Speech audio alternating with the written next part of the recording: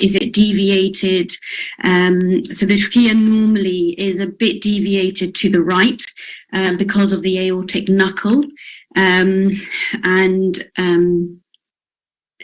You want to see, is there a visible foreign body projected over the airway?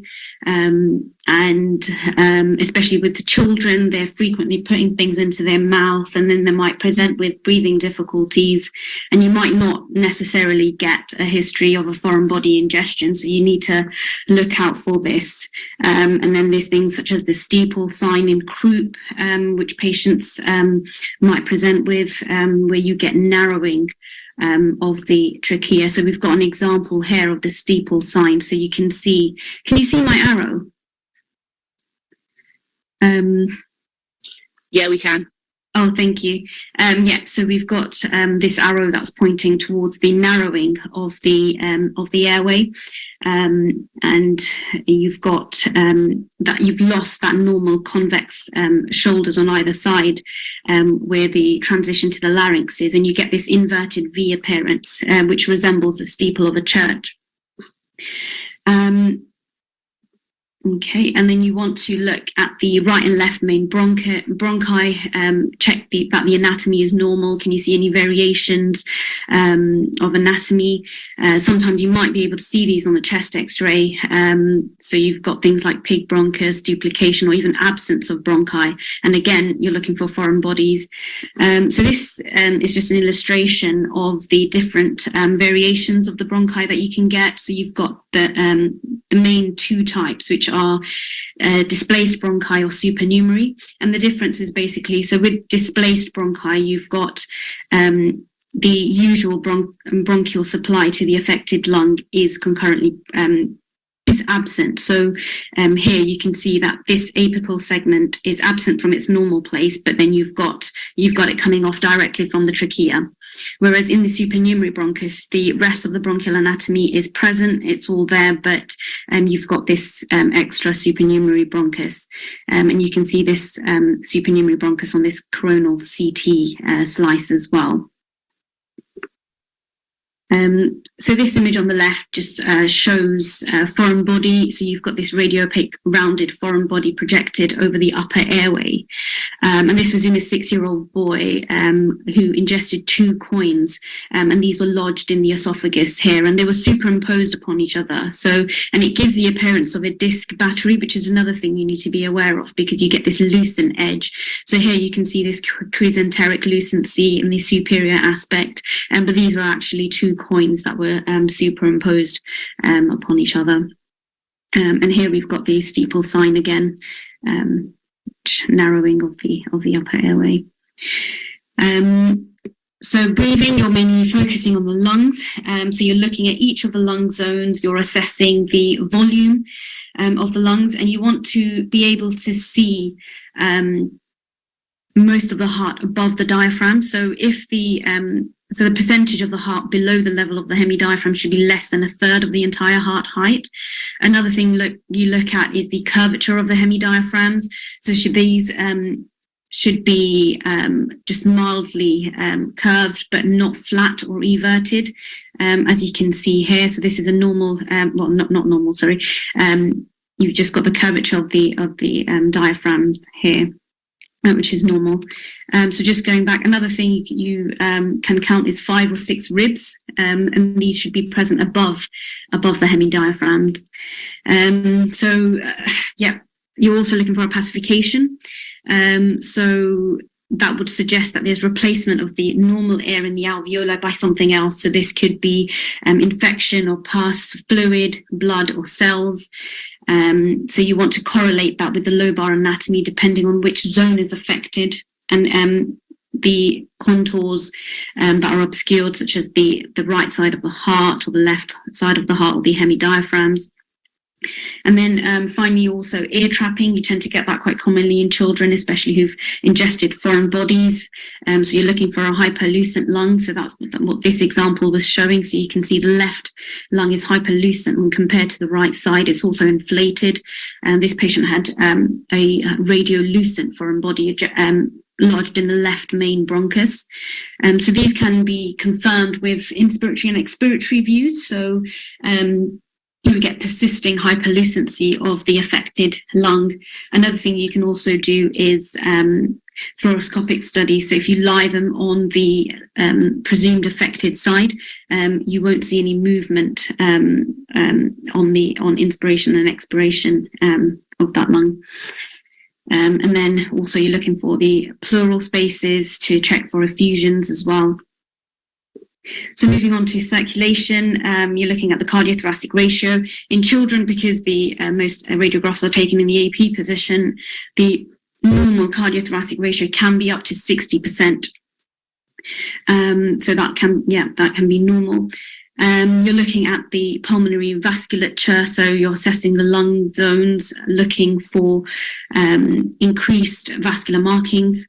So normally you should see the pulmonary vasculature from the hilum extending out into the peripheries, but they taper off, and you only see few vessels in the outer 2/3 of the lungs, and the diameter of the pulmonary vessels themselves should be less than the accompanying bronchus.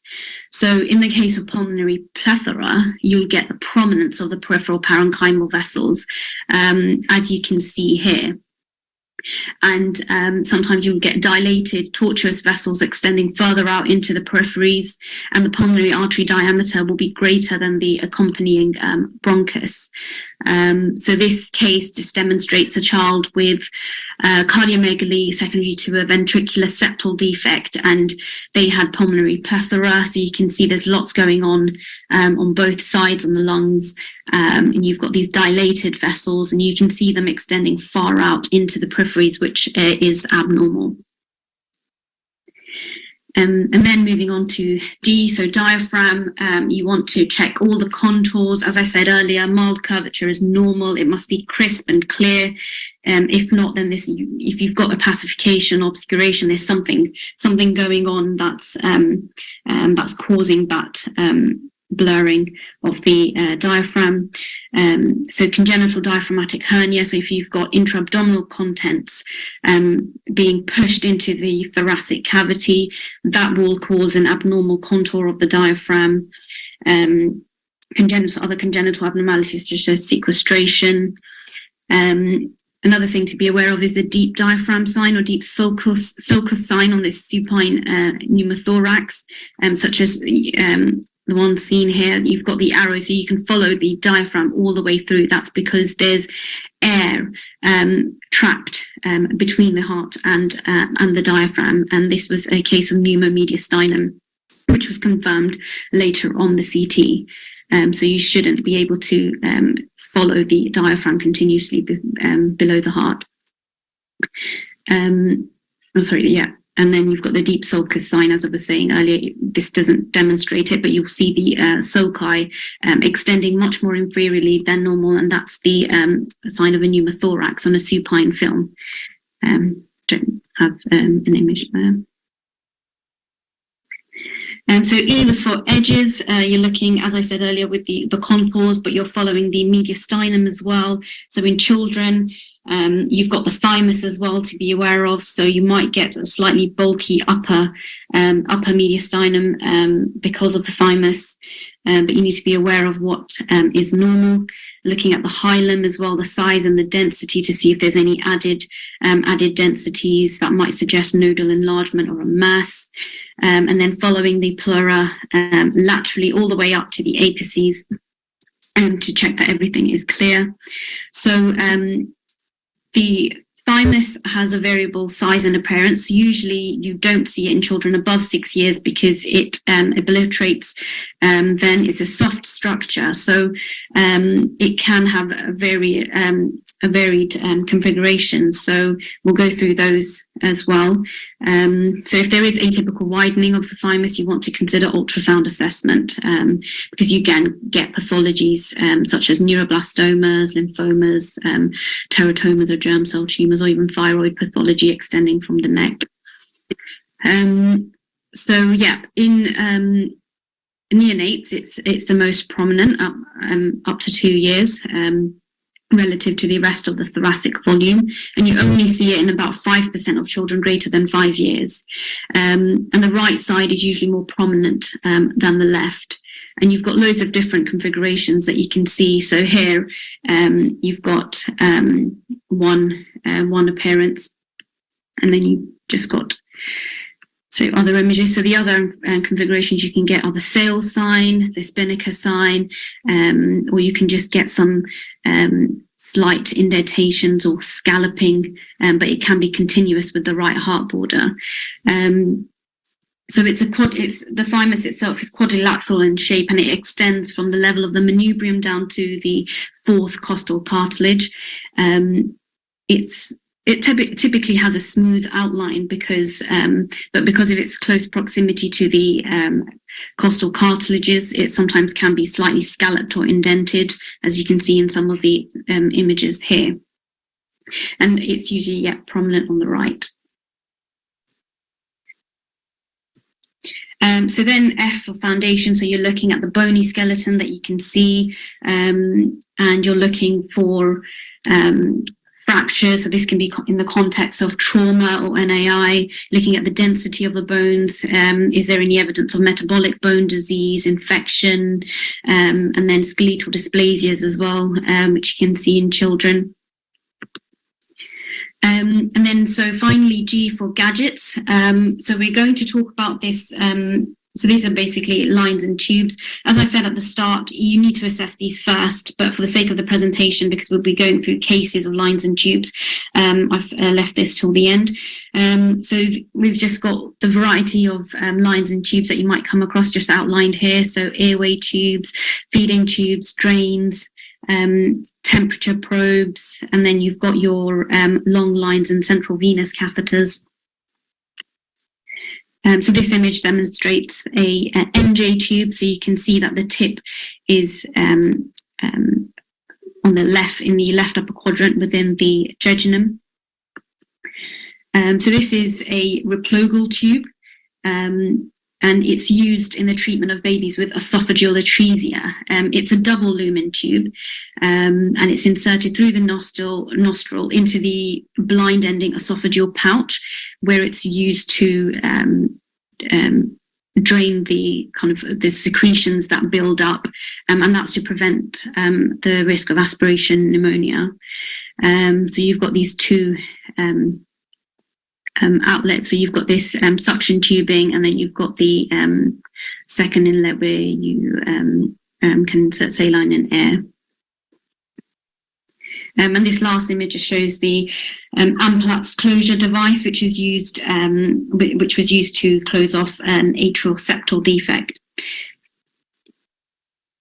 Okay, so we're going to focus on the lines and tubes now. So I'll just quickly go through the correct positioning. So the ET tube, the positioning can vary considerably, but that depends on the head and neck position. But so you need to take this into account when assessing for this, but it needs to be above the carina.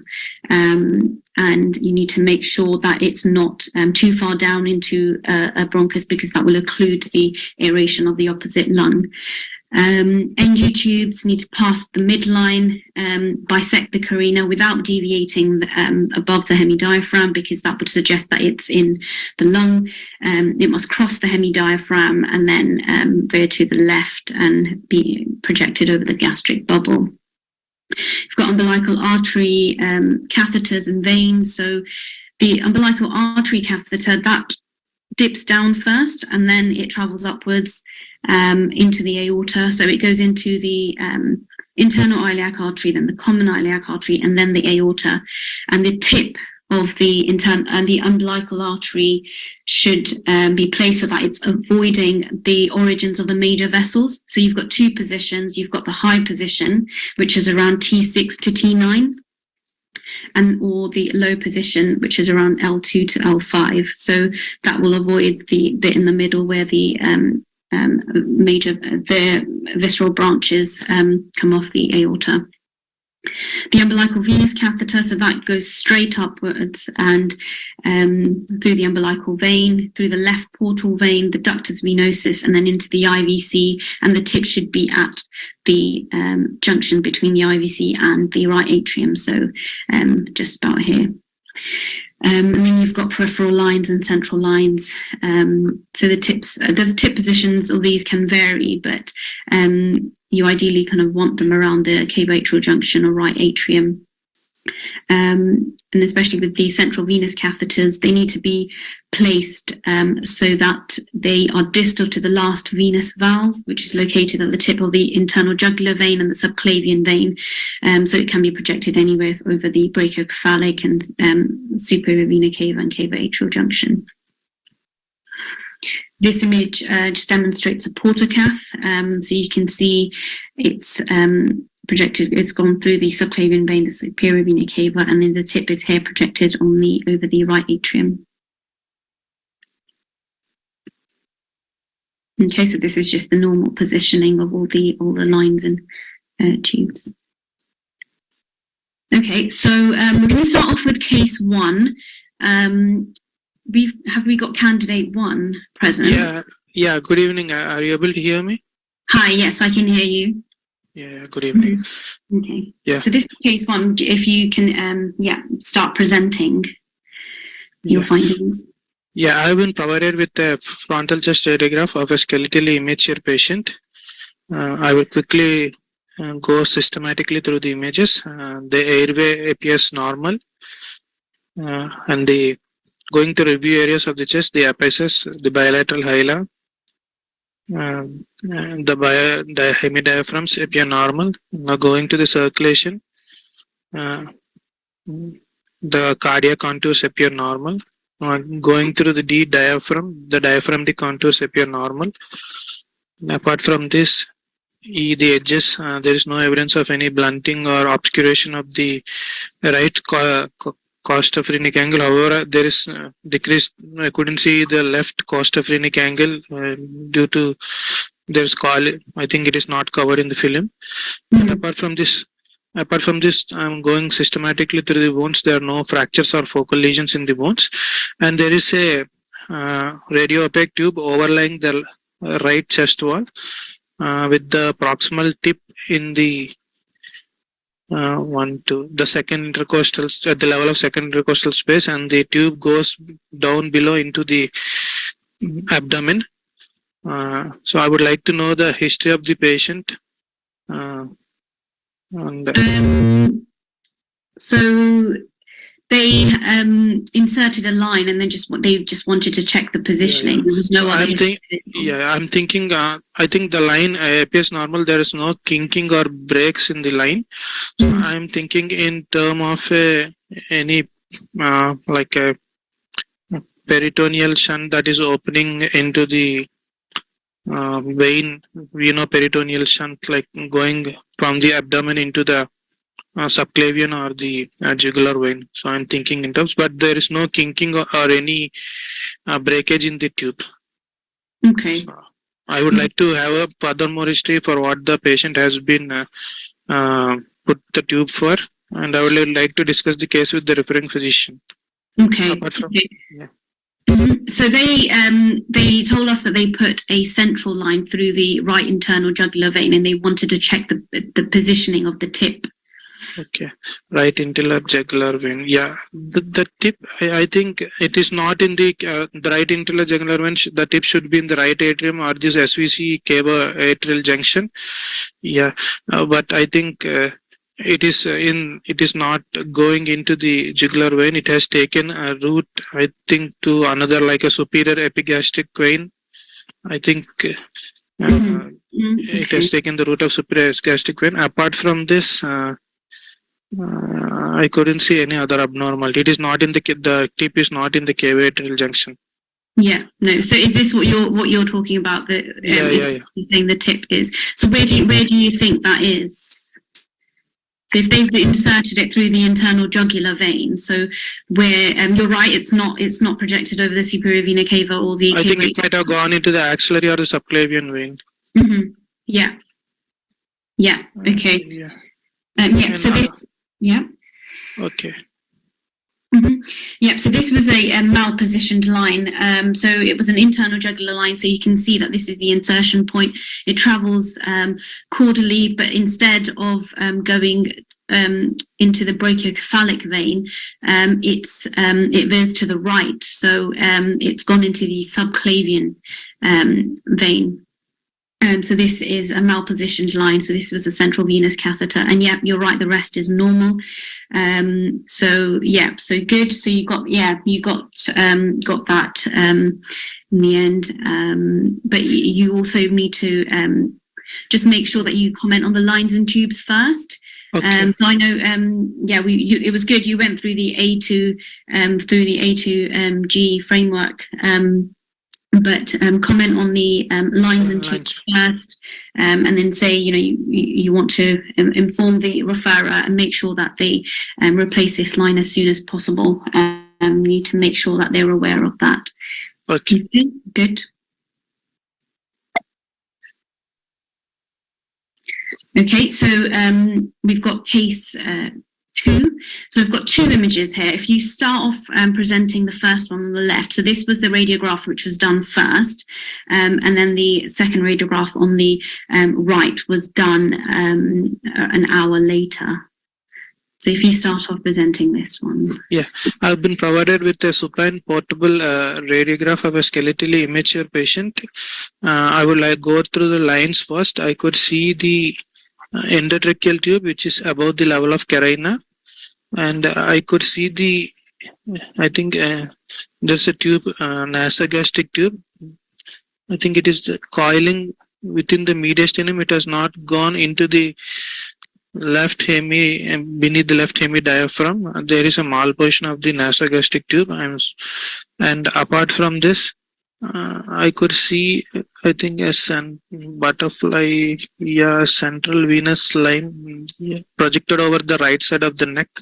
Yeah, I think it is going into the cavo-atrial junction. Apart from this, I would cavo-atrial junction. So the main thing is the malposition nasogastric tube, which is coiling in the I think within the esophagus, but not going into the stomach. It is not going beneath the left hemi diaphragm. So I would this is the main finding. The other, I would like to systematically go through the other areas like the airway. I think it appears unremarkable. The lungs, the epices, hyla appear unremarkable. Apart from this, see the cardia and this appears unremarkable. The diaphragm appear unremarkable. The edges, the costophrenic angles appear unremarkable, and the bones appear unremarkable. So my main principal diagnosis is the malpositioned nasogastric tube, which is coiling in this one. And I would like to add a point. The patient had a fixation for this spine, likely for scoliotic deformity. I'm supposing transpedicular screw fixation. And apart from this, I think the another radiograph that is taken 3 minutes later, I think, if I'm correct, 3 minutes later, I think the nasogastric tube has passed through into the right lower lobe. I think there is bronchial intubation. I'm thinking of bronchial intubation of the nasogastric tube, which has gone through the right lobe, and it is going. Yeah, the distal tip is in the right lower lobe of the lung. Yeah, I think this is the malposition tube we are seeing. I would like to know better the history of the patient. Yeah, for what these tubes were kept. The endotracheal tube and the central line appear normal, but the nasogastric tube, I'm thinking it has gone into the right lower lobe. Yeah. Okay. So what would you do? So you've seen this radiograph. I urgently inform the referring clinician and urgently inform the pediatric team for the malposition and do the correct position of the tubes before they do any other procedure. Yeah, good. So if you spot this, you need to make sure you pick up the phone, call them, make sure that they don't use the nasogastric tube for feeding, and they need to remove it and replace it as soon as possible. So Good. So you picked up the coiling of the NG tube in the distal esophagus in the first film, and then the second film they tried again, but it went down the right main bronchus into the right lung. Yeah, I have a small doubt here. I couldn't see the lead distal marker in the NG tube. Yeah, I am having a doubt with that one. The distal marker, sorry? Yeah, they have a radio opaque marker distally. The tip. Yeah, sometimes it just depends on the make of the NG tube. Sometimes they don't always have the dense tip. Okay. Yeah, so good. Yeah, and you commented on all the other features, so in your pacification in the lungs. Yeah, and so this was a scoliotic patient. As you can see, they've got a long segment spinal fixation. And in these types of patients, it can be quite difficult to site the NG tube correctly because of the neck and the chest positioning because of the scoliosis.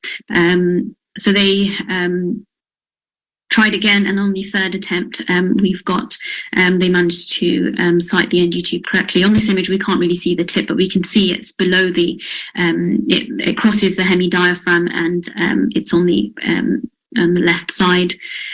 Okay, so good. So this is just an NG tube checklist. So, I mean, on the wards, if they are able to obtain an aspirate, which is of alkaline, then that's fine. But if they can't, then patients will tend to go on to have a chest X-ray to confirm the positioning. And yet, you need to make sure that it follows the path of the esophagus, bisects the carina, crosses the diaphragm in the midline, and then is seen on the left side below the diaphragm. So this is just a checklist that can be used. Okay, so this is case 3. Are we still with candidate 1? Or, yeah, I'm here. Okay, good. So you can present this case, please. Yeah. So I've been provided with a frontal radiograph of the thorax and the abdomen. First, I would like to comment on the tubes. I could see the one catheter going inferiorly to above. I think this is a umbilical venous catheter because it is not going down, it's going directly on the right side of the patient, going on the right side of the vertebra in the right paravertebral region, and going very high up into the area of the first intercostal space. So I'm thinking of a malposition umbilical venous catheter with very high position. And apart from this, there is another tube that is going parallel to this one. But there is no kink in the tube, but it is going parallel to this one. Yeah. And it is present at the level of 1, 2, 3, 4, 5, 6, sixth right intercostal space. Yeah, I couldn't make out what tube is this one. There is one more tube that is coming from the cranially and going into the abdomen. Yeah, this can be any ventricular peritoneal shunt. And apart from this, there are a few other tubes in the left quadrant of the abdomen overlying the abdomen. And apart from this, I would like to go systematically now that I have sorted the tubes, except for the horizontally lying tube, which I don't know whether it is umbilical arterial catheter because I could not see the going down and coming up, but there is a definite malposition of the umbilical venous catheter. So apart from this, I would like to go through airway. The trachea appears normal, breathing, the lungs appear normal, and there is and the cardia appears normal. There is no blunting of the costophrenic angles. Bones appear normal, no focal lesions or lytic or fractures. And the abdomen, I could see the stomach bubble and the other bowel shadows. No evidence of any pneumoperitoneum, no evidence of any air fluid levels to such a obstruction. So I'm thinking in terms of a malposition umbilical venous catheter which has gone very high up. I think it has gone through the inferior vena cava, through the right atrium to superior vena cava very high up. I could not make about this horizontal place to this might be another malposition umbilical arterial catheter. And I will inform the findings to the referring clinician for urgent referral. And I would like to do the normal position, reposition the catheters to prevent any further damage. because this malposition might predispose to thrombosis or any other complications. Yeah. Are there any other lines and tubes that you probably haven't commented on? So these were external. Yeah, these were external. There is a VP shunt that is there on the right side. I think it is coming from cranially into the abdomen. Yeah. Can you see an endotracheal tube? Yeah, okay.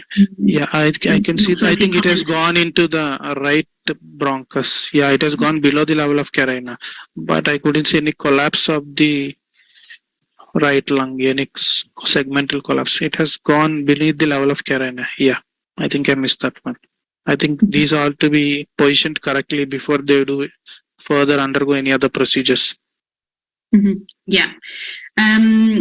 So yeah, you commented on the umbilical venous catheter, which is too high up, and it's projected over the superior vena cava. So that's abnormal. So this second line was actually, this patient actually had 2 umbilical venous catheters. So this second one, yeah, as you can see, because it doesn't dip down as you would see an umbilical arterial catheter doing. So these were 2 umbilical venous catheters. And this second one is also too high up, and it's actually coiled within the right atrium. So that tip is within the right atrium. Okay. Yeah, as you said, the endotracheal tube is too far down, and it's in the right main bronchus. And you can see the lungs as well. What do you think of the lungs?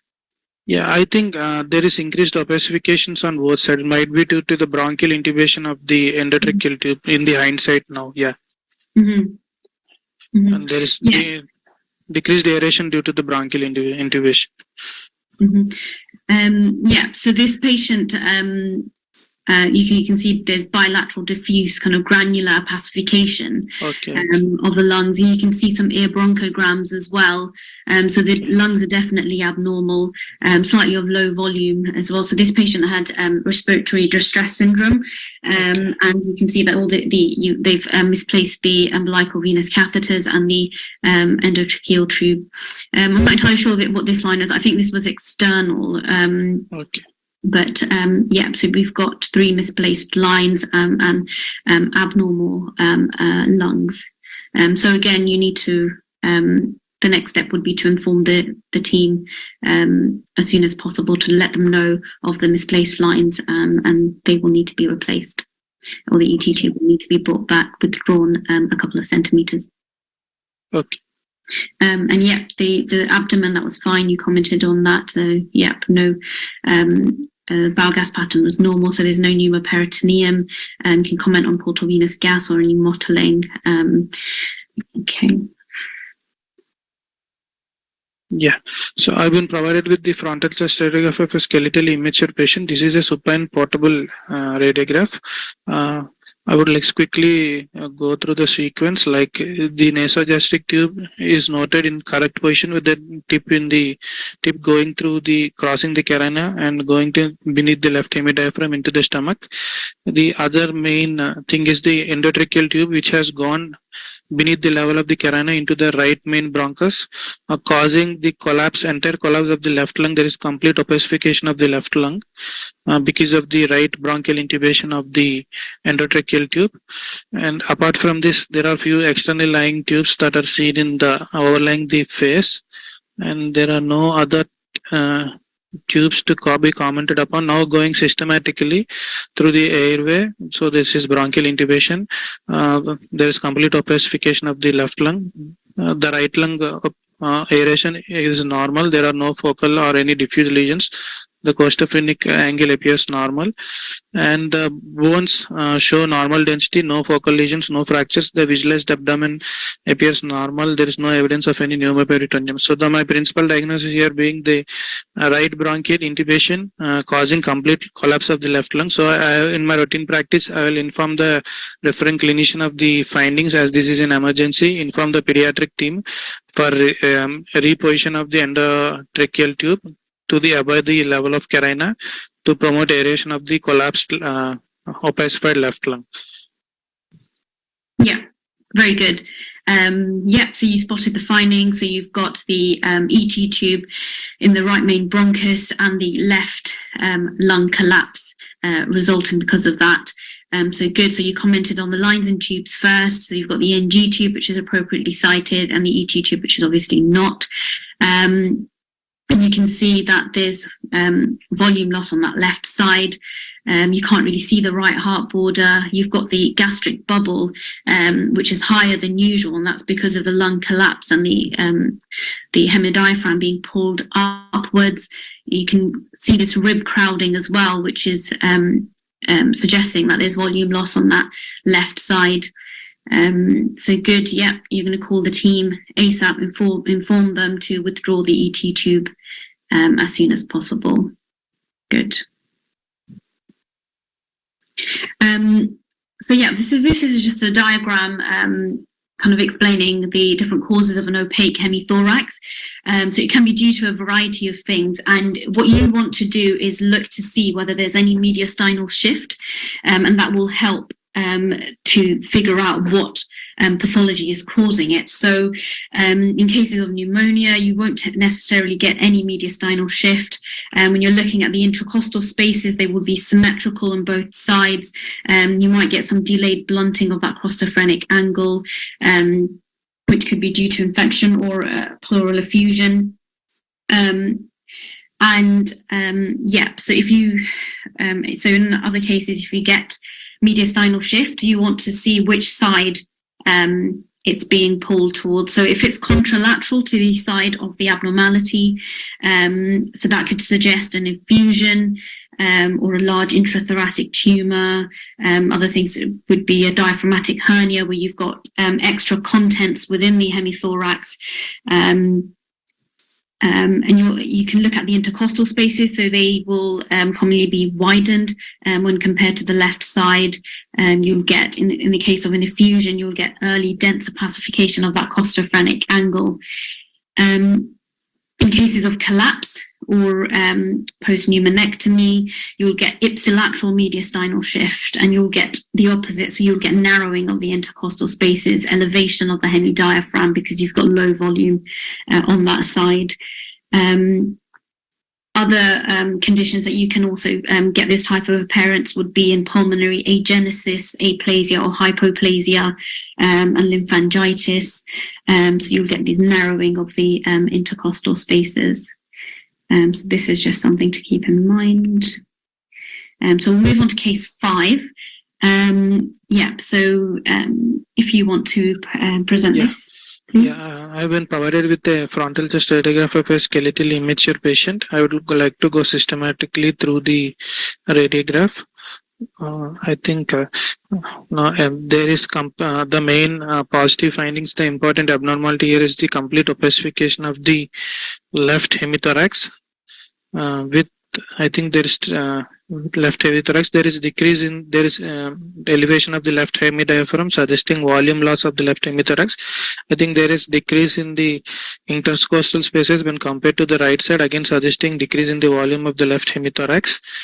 And I could not see the I could not see the cardia separately. The right heart border is also not seen separately. I think I could not right heart border. Yeah, I think there is no significant mediastinal shift onto the right side. The other important negative findings being there is no evidence of pneumothorax, and the right lung aeration appears normal, and going to the right hemidiaphragm appears normal. The stomach bubble is seen beneath the left hemidiaphragm. The visualized bones show no focal lesions or fractures. So the main interpretation being opaque left hemithorax with reduced left lung volume, and I think there is ipsilateral mediastinal shift, as we can see here. And my principal diagnosis will be any collapse might be due to an obstruction at the level of bronchus. Might be can I know the age of the patient? I think it is So this was a chest X-ray done at birth. So this is day 1, yeah. Day 1, yeah. I could not see the humeral epiphysis. I'm thinking of collapse in a neonate. Yeah, I think foreign bodies, all those things don't come into this age group. Might be some atresia, can be due to an atresia of the bronchus causing complete collapse of the left left lung. The other unlikely causes are foreign body, which doesn't occur at this age. Yeah. And I think I would go with atresia as my principal diagnosis, keeping the foreign body at the below the level of diagnosis being very unlikely. I will inform the referring clinician of the findings, inform the pediatric team of the findings. Okay, good. Yeah, just a comment. So, can you see the airway at all, the bronchi? Yeah, no, I couldn't actually really appreciate. Okay, I could see the trachea in the proximal part, but no, I couldn't appreciate much. Yeah. Okay. So that was really good. Really good presentation. So yeah, you're right. So this was a chest X-ray at birth. So we're not really kind of thinking about kind of foreign body ingestion. But so this patient went on to have a CT, and so this we've got a single image, an axial image through the upper chest. So if you want to just comment on what you can see here. Yeah, I have been provided with a single axial contrast enhanced CT image in lung window.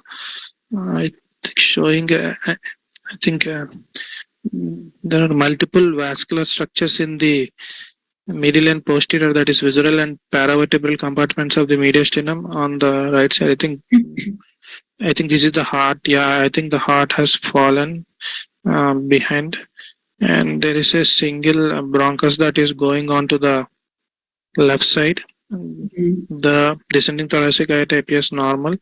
I think this looks more like an hyperexpanded right lung, and there is a complete collapse of the left lung. I think this is compensated hyperexpanded right lung, which is covering almost all of the thorax, and I think there is a complete collapse of the left lung. So I think this bronchus being only the right lung bronchus we are seeing here. And yeah. Good, perfect. Well done. Yeah, so you're right. So this was you're right. So this is hyperinflation of the right lung, which extends over onto the left side, and that's because this patient actually had left lung agenesis. So you can see that there's a complete absence of the left lung parenchyma. You can't really see it at all. You can't see the left main. I know this is just a single image, but there was no left main bronchus or vasculature associated because there was no left lung. So they had a single right main bronchus, and then the right lung has hypertrophy to fill in that space. So this was left lung agenesis. So you can get agenesis, aplasia, or hypoplasia. So agenesis being complete absence of the lung, the associated bronchus and the vasculature. Aplasia is where you get a blind ending rudimentary bronchus, with the rest being absent. And then hypoplasia, you get rudimentary lung and bronchus, but then you will get a decreased number of airways, alveoli and vessels that are associated with it. So it'll be much smaller hypoplastic. So this can be associated with other congenital malformations, especially in the case of congenital diaphragmatic hernia, where you have intra-abdominal contents in the thoracic cavity preventing that lung from developing normally. So good, well done. That was really good. Okay, I don't know. Are we moving on to candidate 2 now, or Azar, are you there? Oh yeah, I'm there. Shall I present this case? Yeah, go on. Okay. Yeah, I've been provided with the frontal chest radiograph of a skeletally immature patient. The most striking abnormality being the complete opacification of the right hemithorax with contralateral tracheal and mediastinal shift. I couldn't see the right heart border separately. There is obscuration of the right costophrenic angle. And apart from this, the left lung, there is a decreased volume of the left lung due to the contralateral mediastinal shift. However, there are no focal or diffuse lesions within the left lung parenchyma, no pleural effusion on the left side, no pneumothorax on the left side. Apart from this, there is obscuration of the right hemidiaphragm. The left hemidiaphragm is seen clearly, and the visualized bones show no focal lesions or any fractures. So my principal diagnosis being complete opacified right hemithorax with contralateral mediastinal shift. So my principal diagnosis here will be a pleural effusion, which is causing a mediastinal shift rather than the collapse, which causes an ipsilateral mediastinal shift. So pleural effusion, large pleural effusion causing a contralateral mediastinal shift, or any mass which is causing a contralateral mediastinal shifts. So these are my principal diagnosis. I'll inform my findings to the referring clinician, inform the pediatric team for further discussion. I would like to do a cross-sectional imaging to know the exact cause of this finding. I would like to compare with previous imaging. Okay. So cross-sectional imaging. Is there so what kind of modality would you want to do? Yeah, I would like to do a CT thorax, low dose CT thorax, being a pediatric patient, to know exactly the cause, because my differentials here are a pleural effusion and a mass. I'm thinking of pleural effusion in the first top differential. So before I to proceed further and do any procedure or intervention, I would like to confirm my findings. Okay, so in children, instead of doing a CT, what other we can do an ultrasound. Yeah, we can do an ultrasound to know. Yeah, I would do an ultrasound first, and later we can go for cross-sectional image.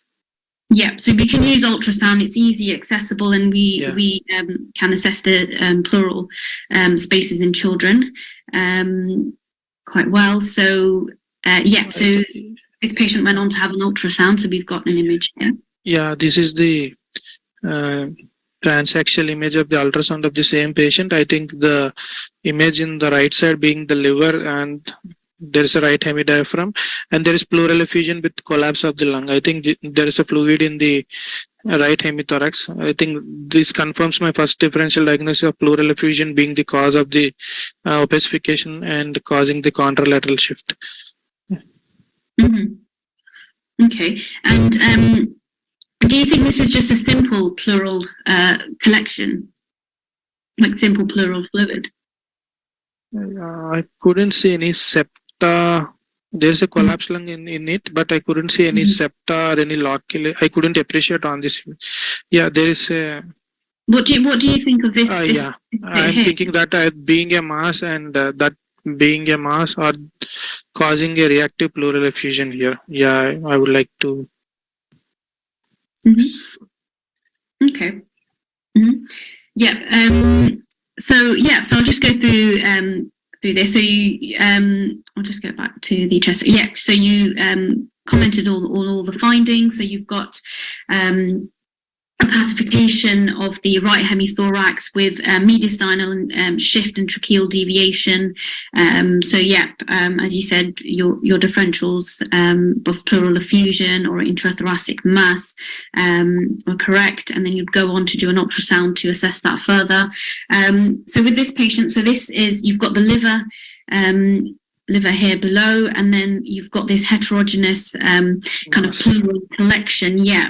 So you've got this kind of tongue-shaped collection with no air bronchograms to suggest that it's a lung or that it's aerated, and that is something that we would see in consolidated lung. And you've got some fluid in the dependent area as well, which is evidenced by the low-level echoes here, and you can see the liver here, so you can compare the echogenicity. Obviously, this is seen better dynamically when you're performing the scan, because you can see the movement of the fluid echoes, and you can see the collapsed lung fluttering amidst the fluid as well. So this was an empyema, so it was a pleural collection, empyema. Good. So I'll just go through just the guidelines from the BTS on pleural on an empyema. So firstly, you want to take frontal radiographs and then do an ultrasound to confirm the presence of a pleural fluid collection. It's also done to guide the drain placement as well. And these guidelines basically kind of tell you when to do a CT. So for example, if the surgeons are considering a thoracotomy, or if you've got complex septations within the collection or echogenic collections, which are seen on ultrasound, that's when you would go on to do a CT. But yes, you're right. So the differential would be a mass as well, as you said. It's sometimes difficult to tell and confirm that on an ultrasound. Good. Okay, so we're going to move on to candidate 2. Thank you, candidate 1. You did really well. Thank you very much. If no other candidate is there, I will be happy to present again. Oh, okay. I'm candidate 2 here. Yep, I can hear you. Hi, welcome. Do you want to present this case? Sure. So, okay, this is a frontal radiograph, chest radiograph of a pediatric group patient. So, okay, I can see that the ETT tube is above the carina and is at the appropriate position. There are some other external lines as well. I think these are the electrocardio lines. There's another tube. I think it is external to the patient at the right upper neck until the hemitop. That's external. Yeah, external. So other than that, okay. So I'm going through the airway. So airway seems central trachea, and I can see both bronchi and the lungs. Okay, there is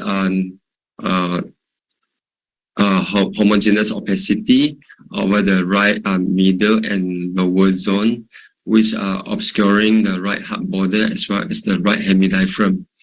So they might have some small right pleural effusion because of the blunting of the right costophrenic angle. So I don't see the right intercostal space seems still preserved. I think that the right lung volume is still preserved. Okay, so moving towards the left lung, the upper zone appears clear. However, there's some heterogeneous opacities over the left lower zone. I can't really see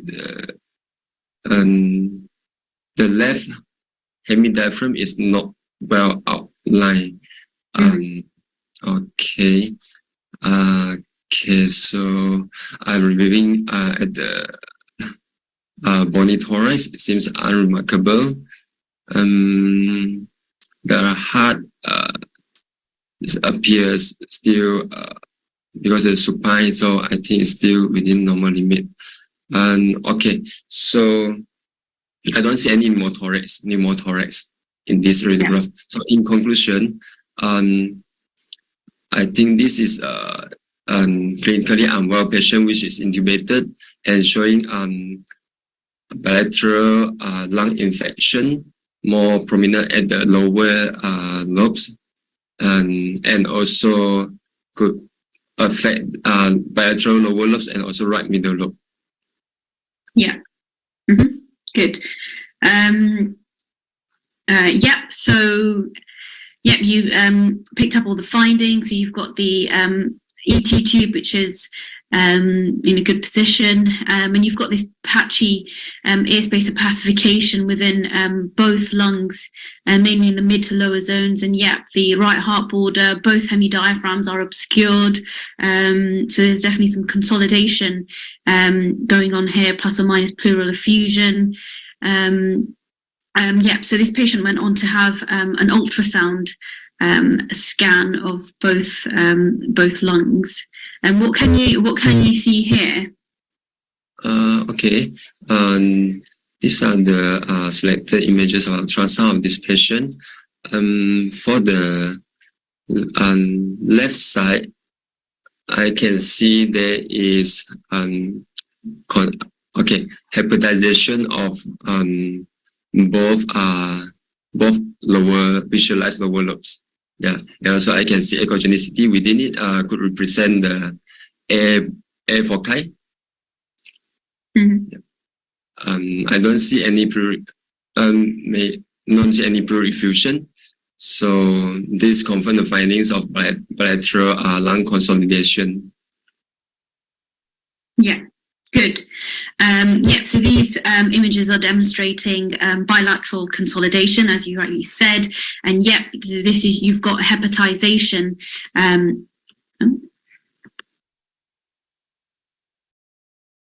So consolidation on ultrasound, you get this hepatization and air bronchograms of the lung. So you can see this echogenic branching structures, which are the air bronchograms. And if you look at the echo texture of the lungs, it looks very similar to the liver, hence the term hepatization. So that was seen on both lungs in the previous images. And here on the right, you can see that there is also a trace, a small pleural effusion as well, adjacent to that consolidated lung. Good. Okay. Okay, so this is just a slide just talking about normal lung ultrasound. So you're looking for A lines, which demonstrate the normal appearance of the lung surface. So what they basically are, you get these echogenic, kind of gradually fading horizontal lines below the pleura. And they basically represent the repetition artifact of the parietal pleura. And it just suggests that there's air beyond the pleura, which would be normal. And the distance is basically the same as the distance between the skin surface and the pleural line. Also, another point I did say that would suggest that it's normal, but you could also see these A lines in the cases of pneumothorax as well, because it basically just suggests that there's air beyond the pleural surface, and you'll get a similar appearance in that as well. It's better seen on a linear probe, but here you've got both appearances in the linear and curvilinear probe as well, where you get similar appearance. So that's the A line seen on normal lung ultrasound. Okay, so we'll move on to case 6. We'll continue actually. So this is a frontal chest radiograph of an pediatric group patient. I can see that the airway is deviated to the right. Okay. And there's a total white out of the left hemithorax. I cannot appreciate any obvious left main bronchus. So the left heart border and the left hemidiaphragm are both obscured by this homogeneous opacity. Okay, and the intercostal space is still preserved over the left side. Okay, mediastinal shift to the right as well. The right lung is clear. The right hemidiaphragm is unremarkable. The bony thorax is unremarkable as well. So in conclusion, the left white out lung could most likely to represent left pleural effusion, massive pleural effusion causing the mass effect, causing right mediastinal shift. So my differential would be a lung mass, and left hemithorax mass causing this. So next step, I will convey this message to the referring physician, and I will proceed with ultrasound to confirm the finding. Okay. So this was the ultrasound which was done. So the ultrasound shows that there is presence of left pleural effusion, which confirm the finding, and also there is atelectasis of the left visualized lung.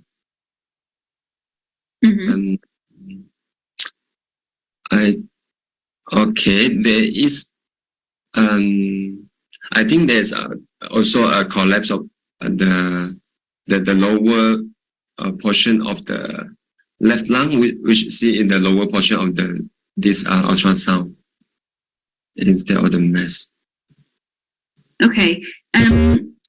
Yeah. Sorry. What did you describe this as?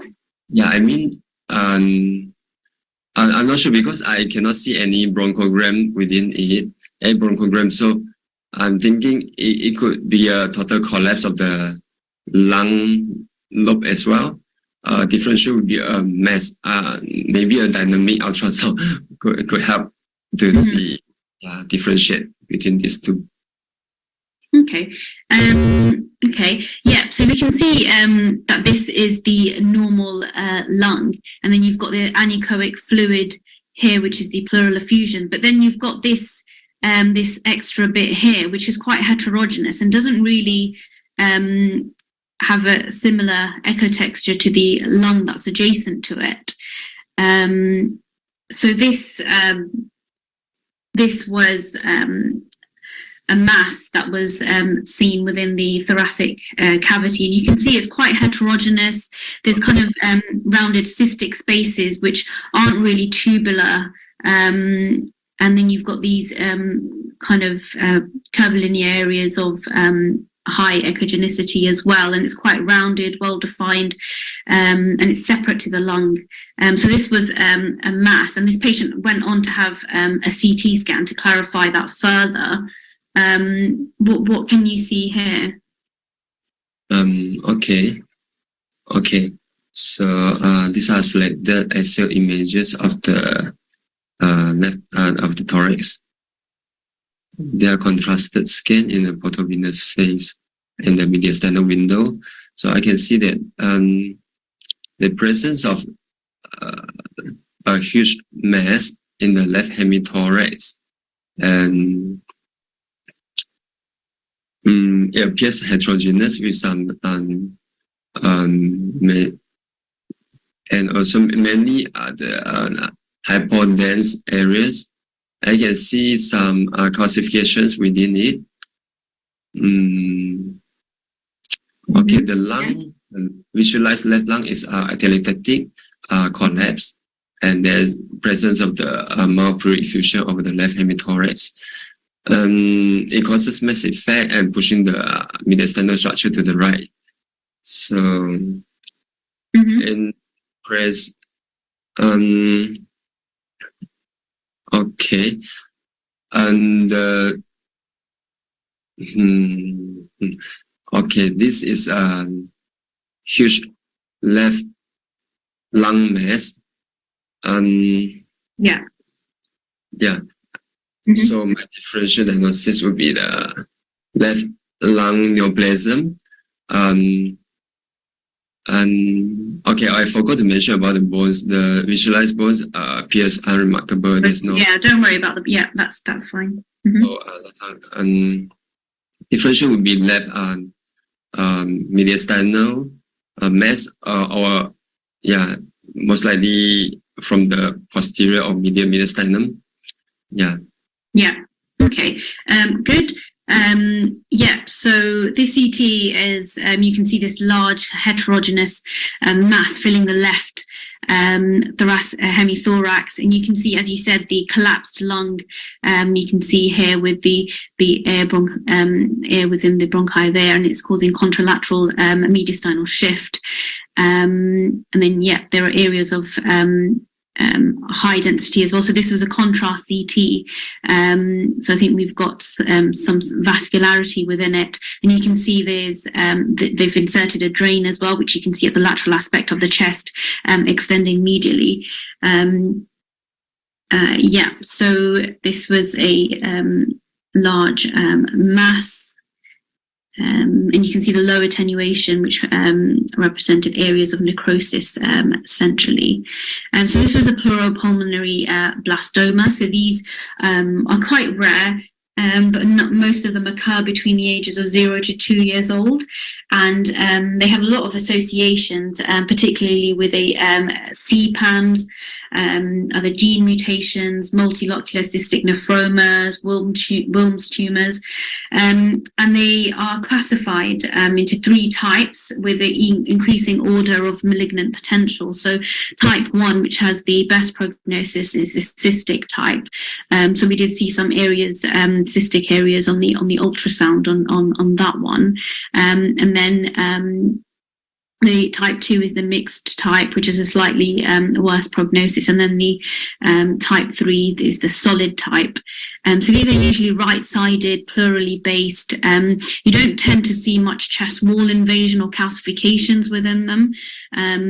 But as we saw in the chest X-ray, they usually present with a whiteout of the lung with contralateral mediastinal shift. Sometimes they might be associated with the pneumothorax.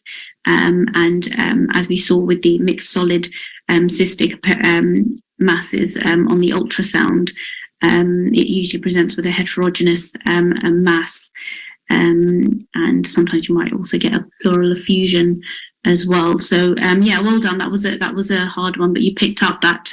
You mentioned the right differential, so you're thinking about pleural effusion and intrathoracic mass, and you go on to clarify that further with doing an ultrasound of the chest.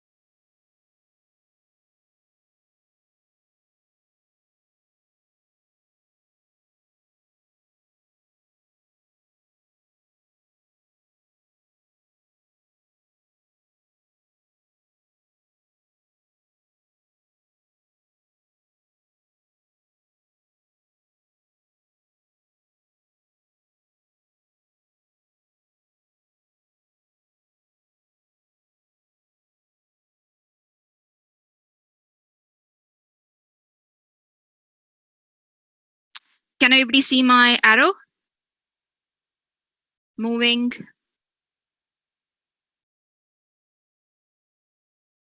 Can everybody hear me? Can you see a laser? Move your arrow, Divya. Yeah. So we can see the laser pointer. Yeah. Okay. Good. Yeah. And I hope my connection is clear. But please put in the chat if you can't hear me well, or if I break up. I can hear you clearly. Okay. Thank you. So just a brief introduction on what we are going to see in the next few cases. So we just saw a few cases which are based on whiteout of the lung, which is like a opaque hemithorax. And the next few cases are going to be about asymmetric lung densities. So as you know, normal lung, it would have air, and you should normally see it in a gray-black sort of appearance. It should not have any white or gray, like more white densities. But you can have asymmetric lung densities where the lung is having air, but there is still a bit of asymmetry. And that can be due to respiratory causes, especially when you have a contralateral mediastinal shift and you see that there is an asymmetric density. One lung is more hyperlucent and you have a contralateral shift. And that can be due to foreign body aspiration. And this can look normal on a single inspiratory chest X-ray. So if the history is really suggestive, you need to be very careful and think about doing inspiratory, expiratory X-rays if the child can cooperate. Additionally, mucus plugging can also cause asymmetric lung density and air trapping. And usually these patients would have a background of asthma, or they would be on ventilation, and that leads to mucus formation and plugging inside the airways. You can also have congenital lobar emphysema, which is a pediatric specific condition which causes asymmetric lung density and a hyperlucency. Or sometimes you can have tracheobronchial narrowing due to various reasons, which can lead to this. You can have respiratory causes without a mediastinal shift, and that is seen in causes of unilateral hypoplastic lung. One lung is usually having a lower volume, not a complete agenesis like we saw in the previous session, but it's just a lower volume or hypoplastic lung. There is a condition which is called congenital veno-lobar syndrome or Scimitar syndrome, which is a hypoplastic lung which is associated with a partial anomalous pulmonary venous return. You can have constrictive bronchiolitis, which is also called Swire-James syndrome, where you can have a hypoplastic lung. There are cardiac causes which can cause asymmetric lung densities. It's not commonly seen in exams, but you can see it in post-cardiac surgery when you have had when the child has had a PT shunt, and very rarely in pediatrics you would have pulmonary embolism, but it does happen, and that would also lead to a hyperlucency of the lung. So what are the causes of tracheal bronchial narrowing or stenosis or compression? So you can have obstruction within the lumen, and that would mostly be foreign bodies, especially in toddlers. They would ingest or inhale or aspirate things. You can have mucus plugs. You can also have blood clots, and sometimes there are tubes which can get broken and occlude the airways as well. Within the wall, you can have abnormalities of atresia or stenosis. You can have tracheobronchial malacia, which is abnormality where the lumen collapses. And you can also have inflammation or fibrosis, which can cause narrowing. And tumors are rare in children, but you can have carcinoids. And outside the lumens, various causes of obstruction can be due to lymph nodes, or if they have congenital cysts or mediastinal tumors, which are compressing the mediastinal trachea, or you can have vascular rings or slings, which we'll also look at, and sometimes aneurysmal aorta, which is rare, but you can have aneurysmal aorta with some connective tissue diseases, or children with who have collagen vascular disease as well. Divya. So yeah. Divya, sorry to disturb, but there's someone is annotating on the screen, so that yellow line. So are you able to switch off the annotations for everyone? It should be on the settings at the top, and it says kind of turn off annotations. Disable annotations. Yep, and then if we can remove that annotation as well. How do I remove that? Is there an option there to remove? I think that it says clear annotation. And then just disable. I've disabled the annotations. Yeah, it's just there's that yellow line there, so we just need to get rid of that. Should be something that says clear annotation. Oh yeah, clear all drawings. Yep.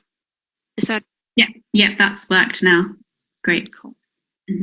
Yeah, sorry about that. Is it candidate 2 still? Do you want to present this one? Okay, sure. Hi. This is a frontal chest radiograph of a pediatric group patient. So the airway is central. I can see both main bronchi clearly. The lungs, okay, I can appreciate some patchy opacities over the right lower zone, which are next to the right heart border. The right heart border is, however, still well demarcated, the right hemidiaphragm as well. There is some narrowing over the right intercostal spaces. And the heart is normal in size. And sorry, okay, I'll just continue with the lungs. So the lungs, I don't see any pneumothorax or pleural effusion. The left lung is clear. Okay, I'm going through my review areas, the apicals, the hilar regions, the retrocardia, the subdiaphragmatic spaces are clear. So the visualized bony thorax is unremarkable. So in conclusion, I would think this is right middle lobe opacities at the right in the right lung. So differential would be an infection. Yeah, I would correlate clinically, and if there's any previous radiograph to compare, to do some comparison. So, yeah. So in conclusion, it's a right lung pneumonia involving the right middle lobe. Okay, so that's good. That's well done, because you are saying the right lung is the abnormal one, and you are thinking that this is a possible consolidation. Yes. Okay. So can you see my laser pointer? Yes. So usually, when you can you appreciate a very subtle asymmetry between the lung densities, like a diffuse. Yes. Okay. Quite subtle. Yeah. It's very subtle. I agree with you. But so if I say this child presented with acute wheezing, would you like to do something further? Okay, wheezing. So okay, so maybe okay, expiratory. Choking. Yeah. That's good. So now you can actually appreciate there's quite a asymmetry. You can describe that? Yeah. So okay.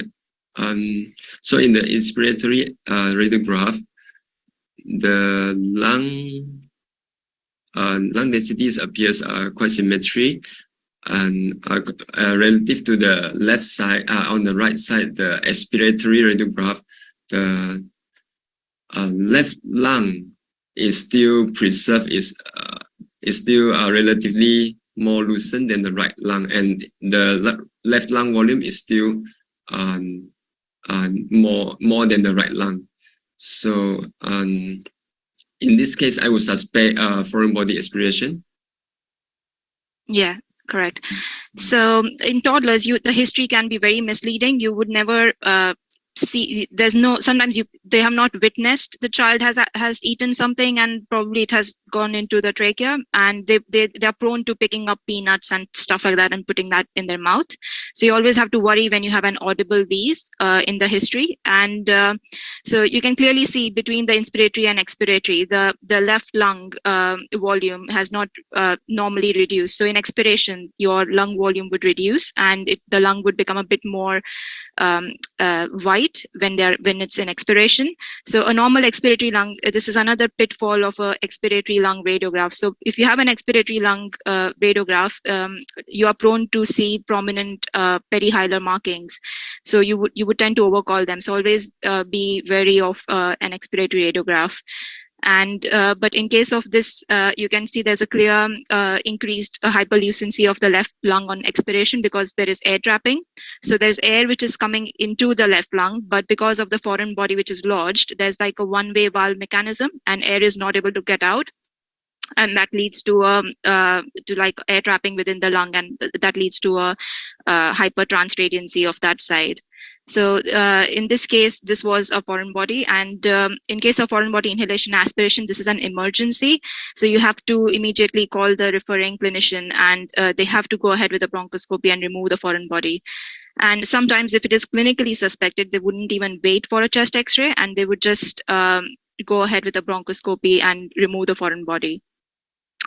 On chest x-ray, in advanced cases, you can have a complete lobar collapse, and but in cases where it's a partially occluding one and it's causing that sort of valve mechanism, it can lead to air trapping and thus differing lung radiolucencies. In the obstructed lung, as you saw, there would be no change in the volume, and the mediastinal shift, if it is air trapping which is causing a shift, it would be towards the contralateral side. And if there is a chronic wheeze and or a recurrent persistent infection, a CT is better, because in case of partially occluding foreign bodies which are chronically present, they may not present with acutely, but they would present with recurrent persistent infections, and that is something that you would see on a CT. And remember, toddlers, they would commonly ingest, inhale, and you would not have a clear history. So if there is any suspicion, even clinically with an audible wheeze or a stridor or something, you would want to just go ahead with a bronchoscopy. So this is just a companion case, and this was a 2-year-old, and here you are able to appreciate it a bit better. So you can see that there is hyperlucency of the right hemithorax, and this was a child who was choking and was still wheezing, and they did the x-ray, and you can see how much there's a difference because of the air trapping. So next case. Is it candidate 2, or should we go to, is there a candidate 3?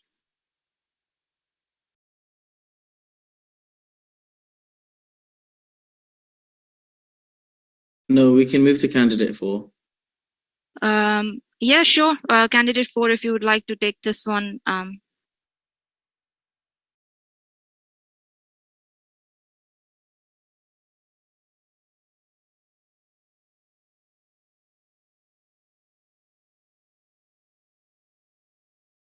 Hello?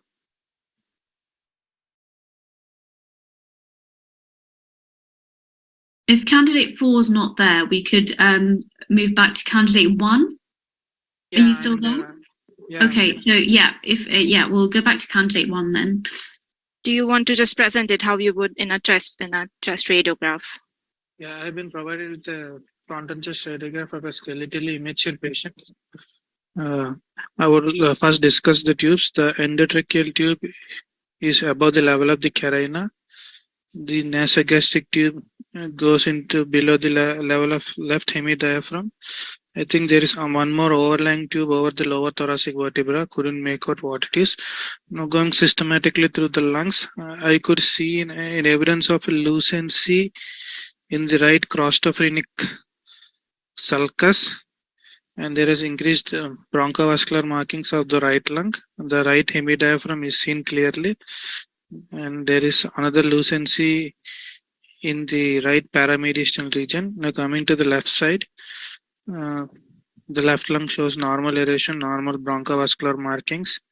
Now coming to the cardia shows normal density. The left hemidiaphragm shows normal density. Now coming to the bones, there's no evidence of focal lesions and fractures. So my main interpretation is the lucency noted in the right lower zone involving the right costophrenic angle, and another lucency in the right paramediastinal region.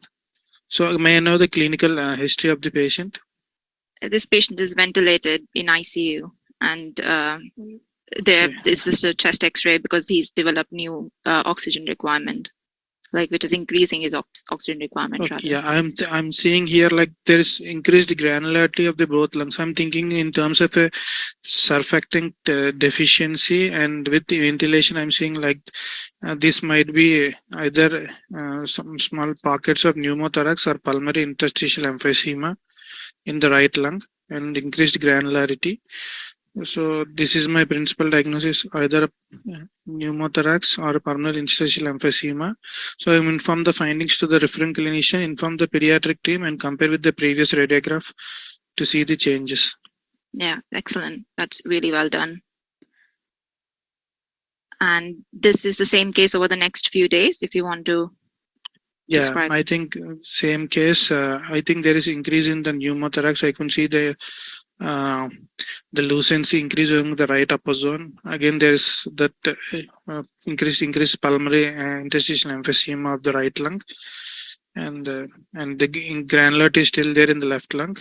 I think the full-blown pneumothorax is seen in the right-sided radiograph, and they have kept an intercostal drain tube for the same. I think the lines positions, there's no malposition of any of the lines.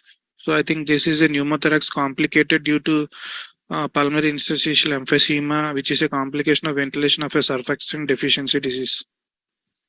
Okay.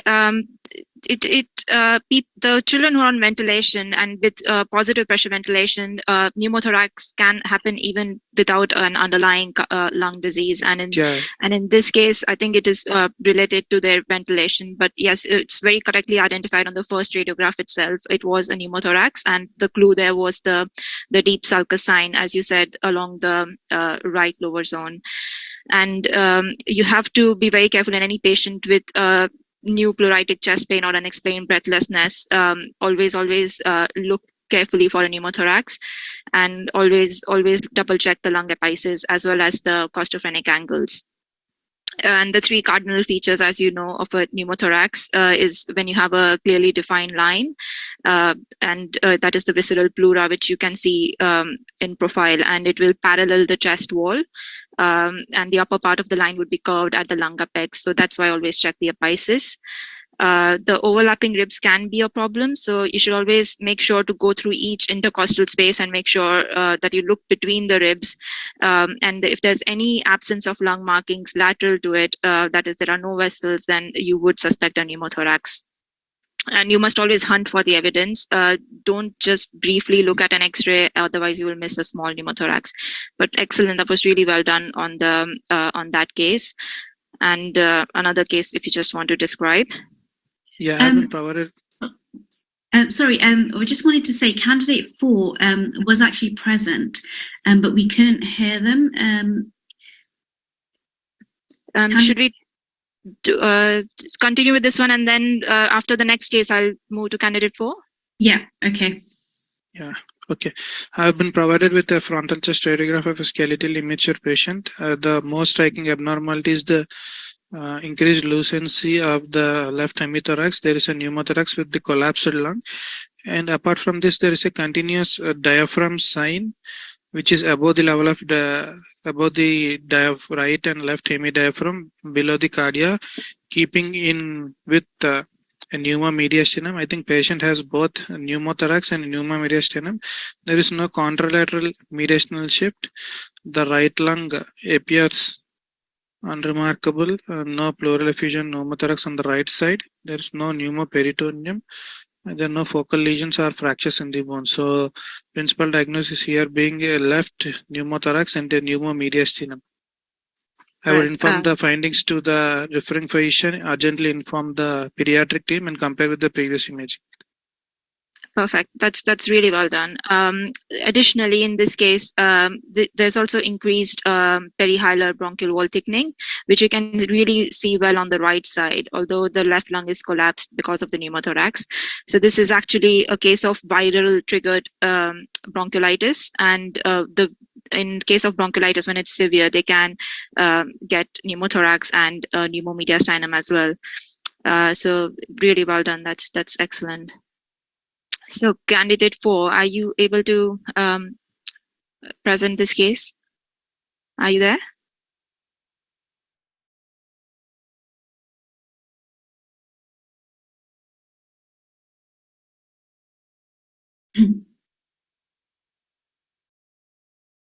can't. Yeah, so they are unmuted, but we just can't hear them. So I think they might be having some technical issues.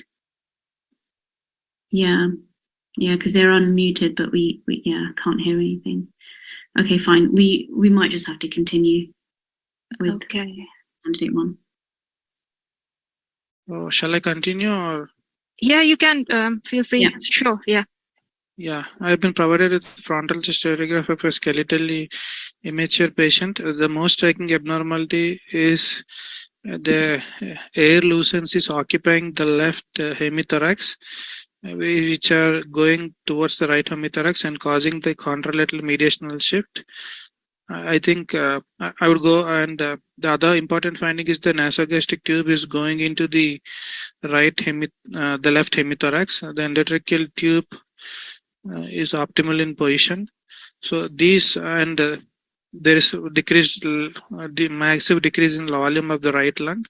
I could see the right hemidiaphragm. So to summarize my findings, cystic lucens is like pertaining to the bowel in the left hemithorax with non-visualization of the left diaphragm, contralateral mediastinal shift, and the coiling of the nasogastric tube, keeping in favor of congenital diaphragmatic hernia. So I would inform the findings to the referring clinician, inform the pediatric team, and I would compare with the antenatal and findings if there was there in the antenatal scan also, and compare with previous imaging.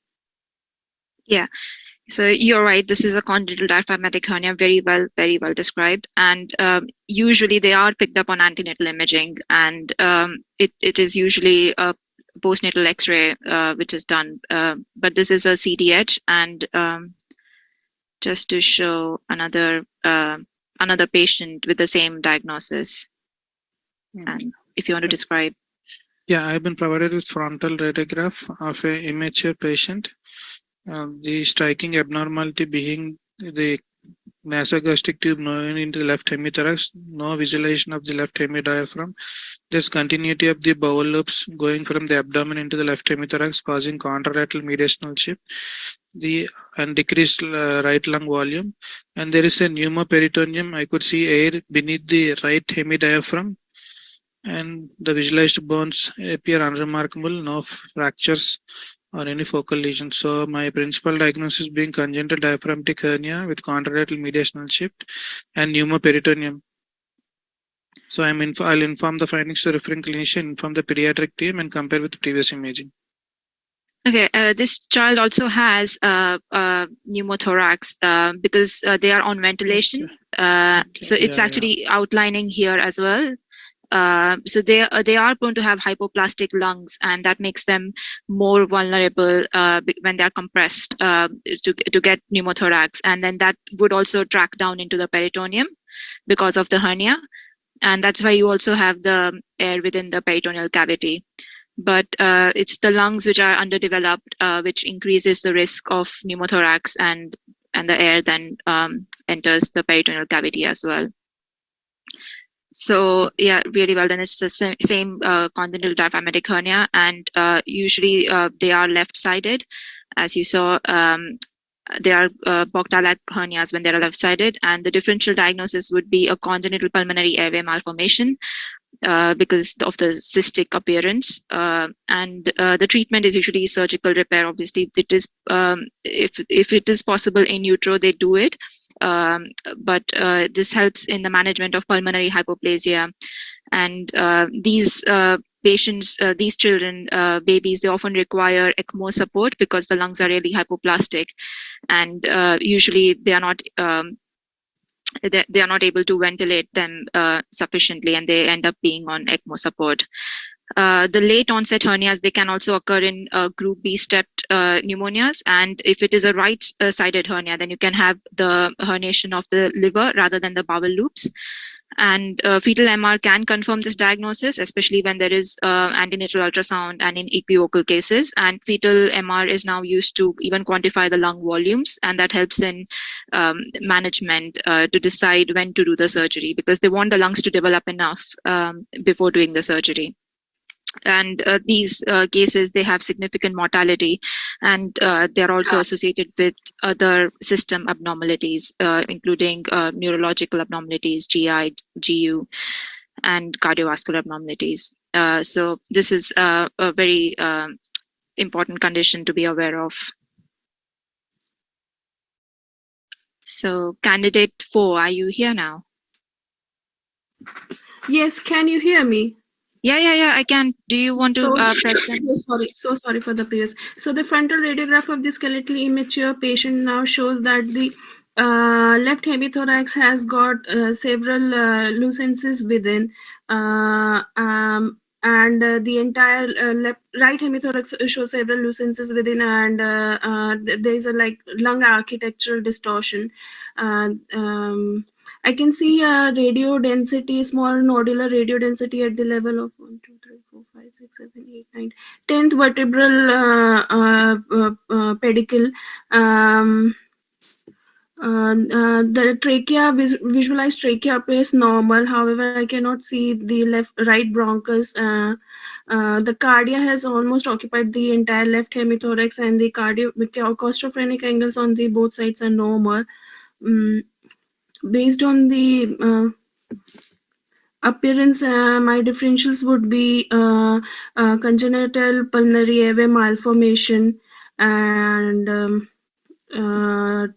type 3, I would say. I would like to discuss this with the referring clinician and go for a cross-sectional imaging to check the diagnosis. Perfect. That's really well done. What makes you say this is CPAM and nothing else? I would have gone for a herniation of bowel contents had it been on left side and had seen a diaphragmatic discontinuity. Since the entire of hemithorax is basically not maintaining its normal architecture, I cannot think of any other differentials in this case. Perfect, no worries. And what cross-sectional imaging would you do?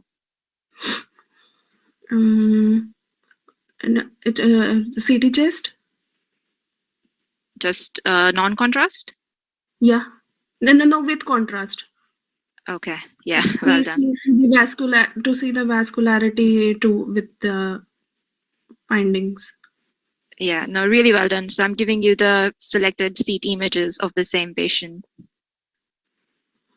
Okay, so the cornal, sagittal, and axial reformat of the contrast enhanced CT chest of the same patient now shows that I have got the same lucences here, and although there is a aplasia of the there is a hyperplasia of the left lung and ipsilateral mediastinal shift, and I am not able to make out the well-formed right pulmonary artery or the vascular supplies, although I can see some vessels there, and the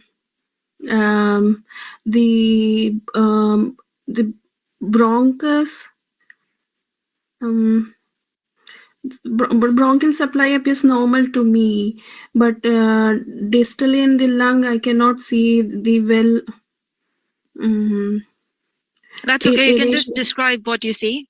That's fine. So I see multiple variable size lucences, conglomerate lucences in the right hemithorax, and an underdeveloped vasculature to the right hemithorax. So again, my differentials would be CPAM. Okay. No, that's good. The CT just confirms what you were suggesting on your radiograph. So there is like multiple cysts of different sizes, and you can see the largest cyst does look fairly big, and it's more than 2 centimeters. Yeah. So this is just a congenital pulmonary airway malformation, and you would see on chest X-ray, as you said, you can see cysts with or without mediastinal shift, and depending on the size of the cyst, you would say whether what type of it is. Modified Stalker CPAM classification is used. and it is dependent on the size and the cyst. So the type 0 is incompatible with life, while 1 is the most commonest type, which is in more than 65% of the cases, and you would have large intercommunicating cysts, as we saw. And the type 2 has got the smaller size cysts up to 2 centimeters, and 3 is usually a solid lesion with very, very tiny cysts, and that type 3 will have a poor prognosis, while the 4 has got large cysts, and the type 4 CPAM is the one which can be a precursor of pleuropulmonary blastoma. And usually you do surgery for the large lesions, especially if they're causing mediastinal shift and are symptomatic, and they can be infected. So even if they are smaller but they have frequent infections, they would resect the lesion. And congenital pulmonary airway malformations, they are just early airway maldevelopment that leads to cystic and non-cystic lung changes.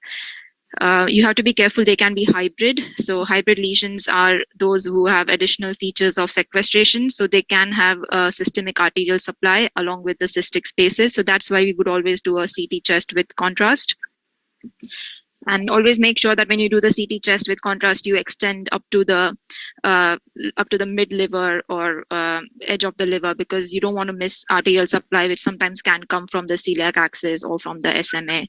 So always do CT chest with contrast. And CPAMs, usually they are supplied from the pulmonary artery, and the drainage is to be pulmonary vein. There's not, they can communicate with airways, and that is the reason why they can get infected. So CT is always the modality of choice to further evaluate.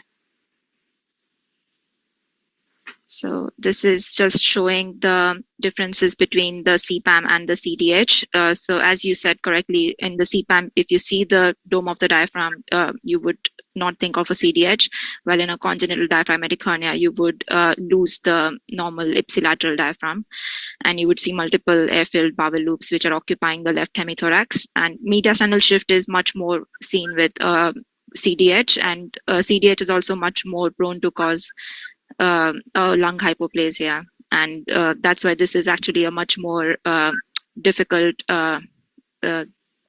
condition to treat and manage. Case 11. Am I taking the case? Yeah. Oh, okay. So again, I am provided with the corneal reformation of the contrast enhanced CT chest of the skeletally immature patient and an axial section in the soft tissue window. In the left hemithorax, I can see differential prominence of the vasculature,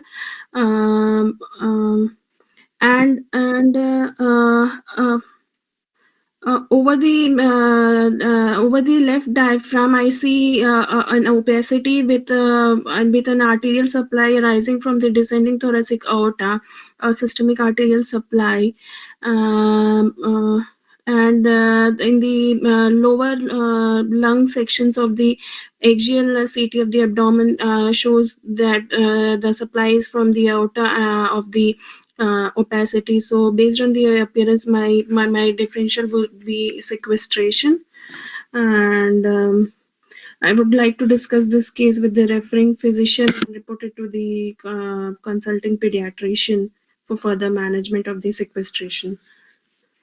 Yeah, perfect. Really well described. So this is actually just a pulmonary sequestration, and sequestration is a non-aerated lung lesion, and they are commonly seen in the left lower lobe, and they have arterial supply. So in this case, you can see the systemic arterial supplies from the supradiaphragmatic aorta here, and in this case, there was venous supply to the azygos via a tortuous vein. So the drainage was also to a systemic venous system. The sequestration is just a mass of lung tissue which gets disconnected from the bronchial tree and then derives the blood supply from systemic vessels. It looks very much like a collapsed lung in terms of the enhancement, but you would definitely have to look for the systemic arterial supply. There are two types, intralobar, which is more common, and that would have a pulmonary venous drainage, and extralobar, where you would have a systemic venous drainage to the azygos or portal venous systems. The chest X-ray, it will be very difficult to pick up, or they can appear normal because the opacity is usually basal, and on ultrasound they look like homogeneous hyperechoic masses, and you can sometimes see a feeding artery on ultrasound as well. These abnormalities can also be picked up antenatally on ultrasound and subsequently on fetal MRs, but CT remains the most sensitive modality to evaluate the small feeding vessels and arteries. So that's why that's the modality of choice.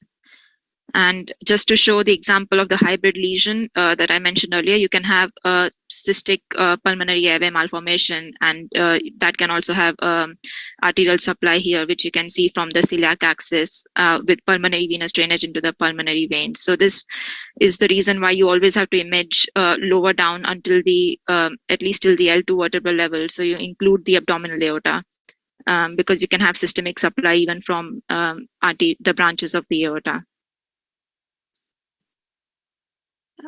Candidate 4, do you want to go ahead with this one as well? Yes. Yeah, please. So the frontal radiograph of the skeletally immature patient shows a well-positioned nasogastric tube and few outside oxygen, few leads on the outside.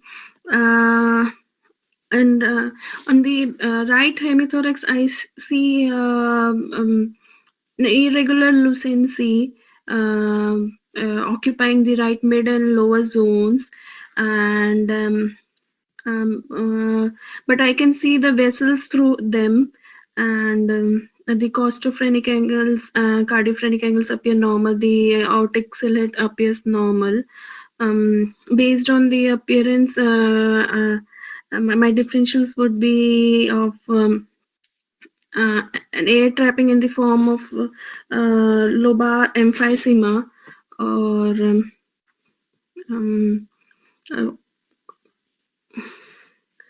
differentials of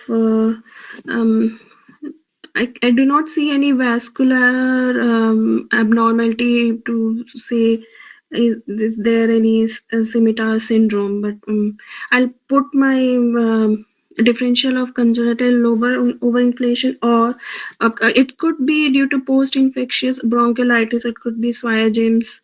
I would like to discuss with the referring clinician, and if possible, go for a cross-sectional imaging.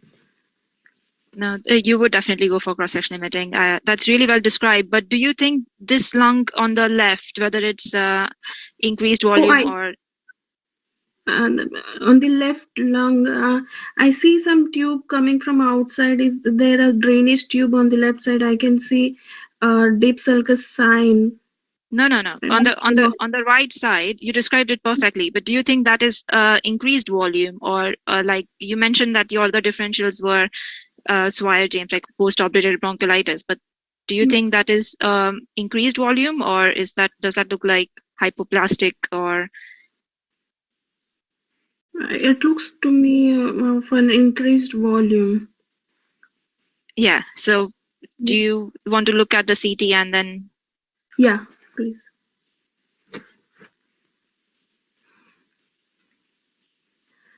Okay, so contrast enhanced CT chest sections in the lung window in the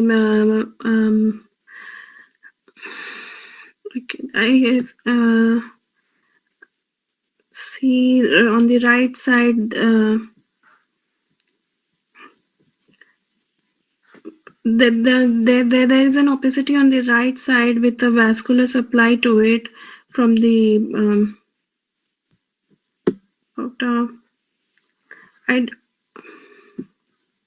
I'm having a hard time to describe that finding. Definitely there is an increased volume of the right hemithorax, and yep.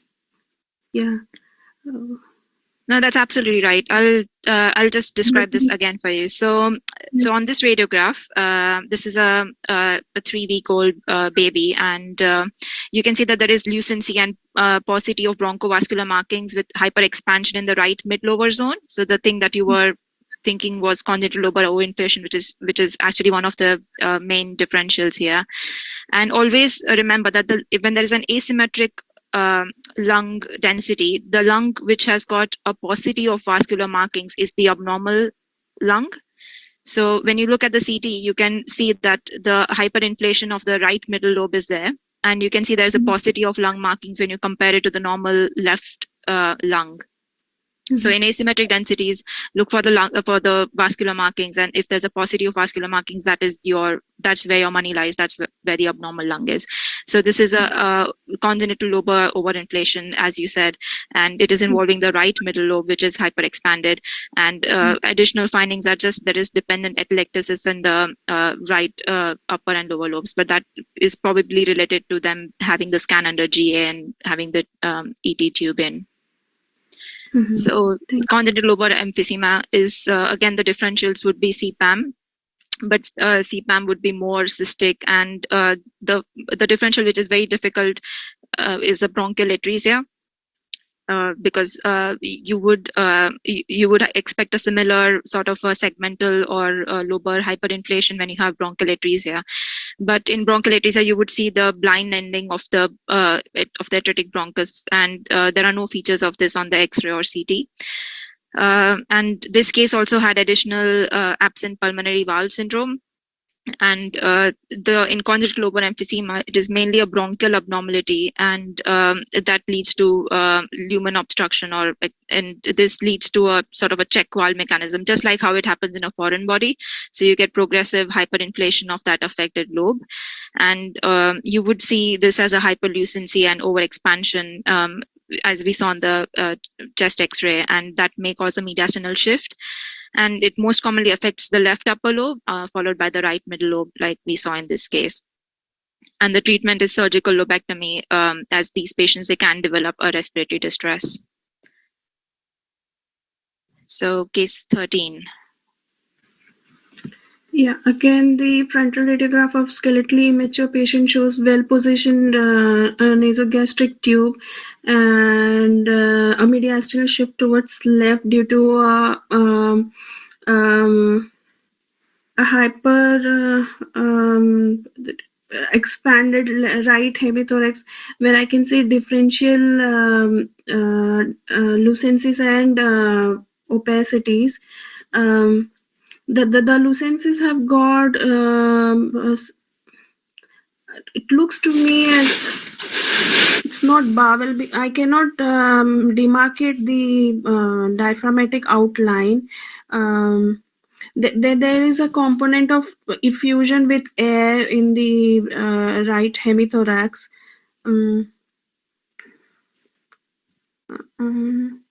And also the right bronchus is narrowed than as compared to left. I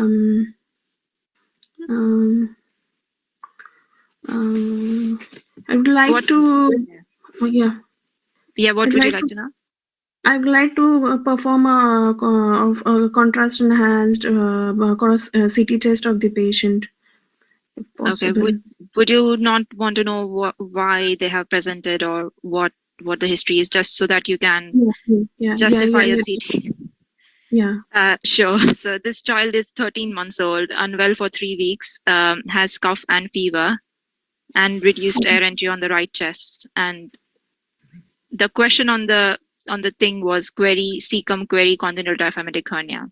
But with that history of cough and fever, do you still think it's CDH or?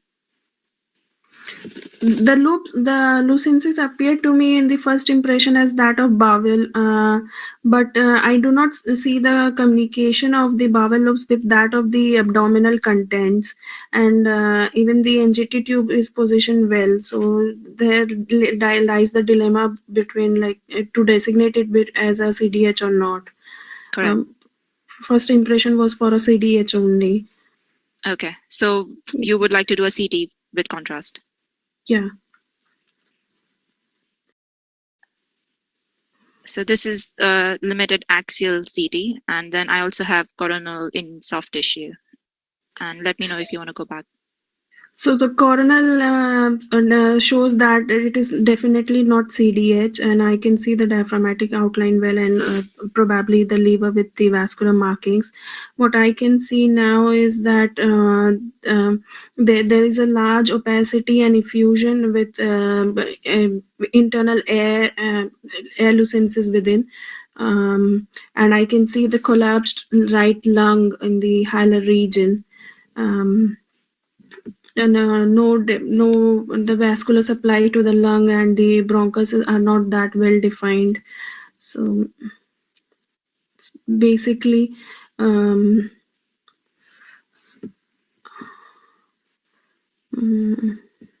there is atelectasis in the left lung. I'm not able to reach to a differential based on the appearance. Is it bronchial atresia? Okay. If this was an adult patient, what would you think?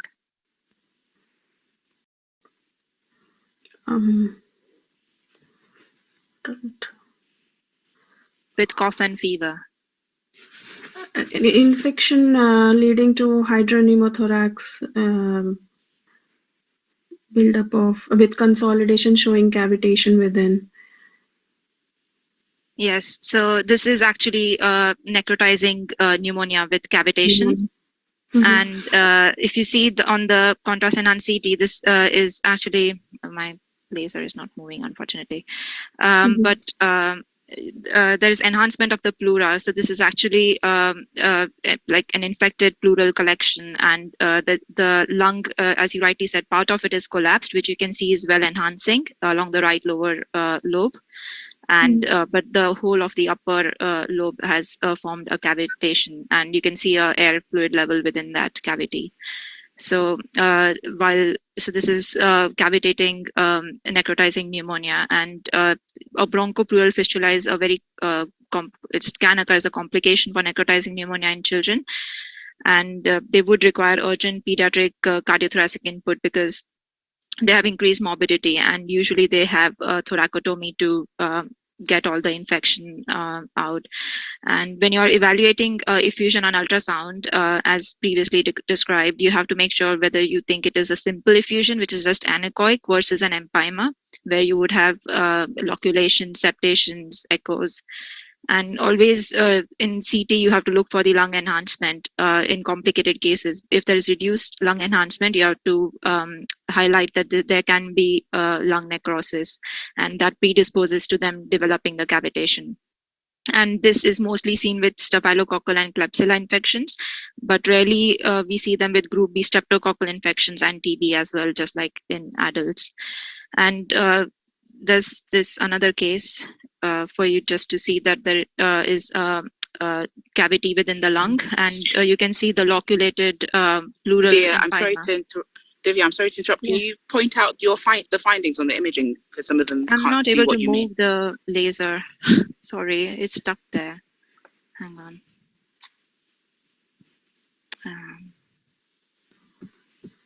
Bear with me.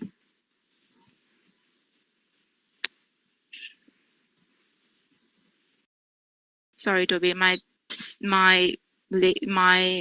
laser pointer has stuck. Okay, now can you see? Yeah, I can see it now. Okay, let me go back to. Okay. So this is the collapsed right lung, which was well enhancing, as you saw, and there's no area of necrosis within this one. But if you see this lung, there's this big cavity, and you can see an air fluid level within the cavity, and you can also see these loculated pleural effusion that is seen along the costal pleura here on the left and along the mediastinal pleura. And on the sagittal view, you can see it really well, the loculations, and the lung adjacent to it is tethered along that.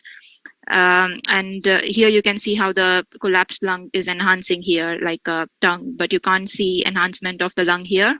So all this is concerning for further necrosis. So this is a case of necrotizing pneumonia This child had chickenpox 2 weeks ago, and the source of infection was group B streptococcus, which sometimes enters through the skin when the pustules are breaking, and then it goes through hematogeneously and causes lung infection.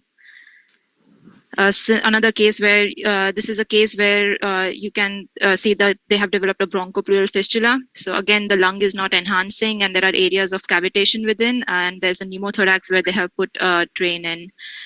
So these cases are very much prone to develop bronchopleural fistula. So always look for lung enhancement on CT, just as you would in the liver.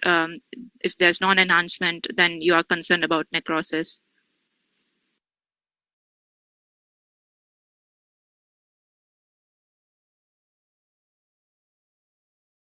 Right paratracheal region and right hilar region, suggesting vascular origin of the opacity, giving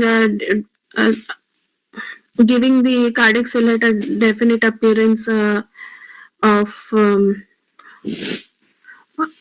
won't say it's a figure of 8 or something.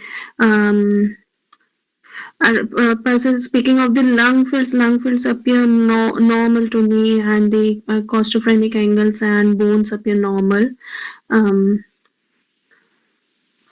Trachea, vertebra, normal. So this my differentials on the appearances on this appearance would be of Shimitta syndrome. Although I cannot see the Turkish sword appearance of the pulmonary artery. Okay. Or it could be, yeah. What was your concern again? Sorry. The Turkish sword appearance of the pulmonary artery. So you are mentioning this, right? Is this what you are looking at and describing? I'm more concerned of the right paratracheal region opacity as it of thymus origin or vascular origin. Okay, so you are thinking it's this, right? Am I pointing it correctly? This. Yes. Okay. Yeah. So you're correct. This is actually the thymus, but given the age, this is normal as expected.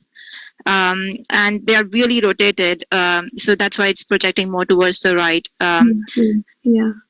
But there is, in fact, this is actually a radiograph which is normal. There's nothing which is jumping out in this one. But let me give you the history. This child has had an antenatal lung abnormality, and that's why they got the X-ray postnatal.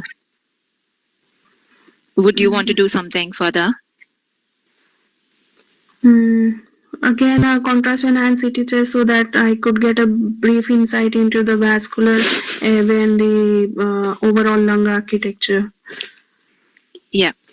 So they went on and had a CT, and I'll just scroll through it for you. I hope it is scrolling. Sorry. Okay.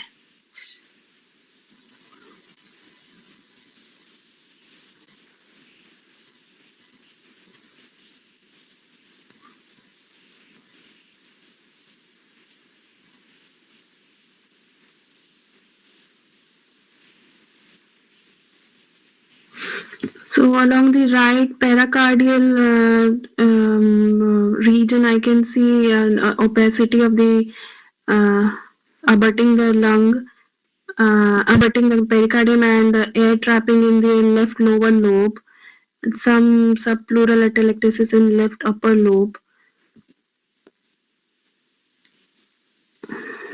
And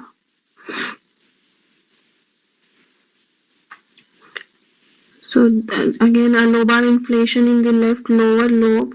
And can I see that opacity of the right pericardial region? What about the bronchus? Yeah, sorry, it's just loading. But I agree with you. There is left lower zone lucency, and there's paucity of lung markings of vascular markings in that region. So that is where your abnormality lies. The soft tissue which is seen along the, it's just normal thymus. So I would not really be concerned about that. But the finding here of note on the CT is that there is the hyperlucency, which represents air trapping with reduced vascular markings. And the bronchus, you can trace it down almost up to the segment level, but then there is, sorry, it's slow. Let me just, so that soft tissue that you're seeing along the pericardium, that's just normal thymus. So I would not really focus much on that. And given the age, that is within their physiological thymic size. And the rest of the lungs are normal. So you gave the differential of congenital lobar overinflation, or it could be post-infectious bronchiolitis. I said that it had a history of antenatal presence of the condition. So, yeah. So James. So actually, because this is antenatal, you would focus towards something that is like atresia or overinflation. So this is a case of actually bronchial atresia.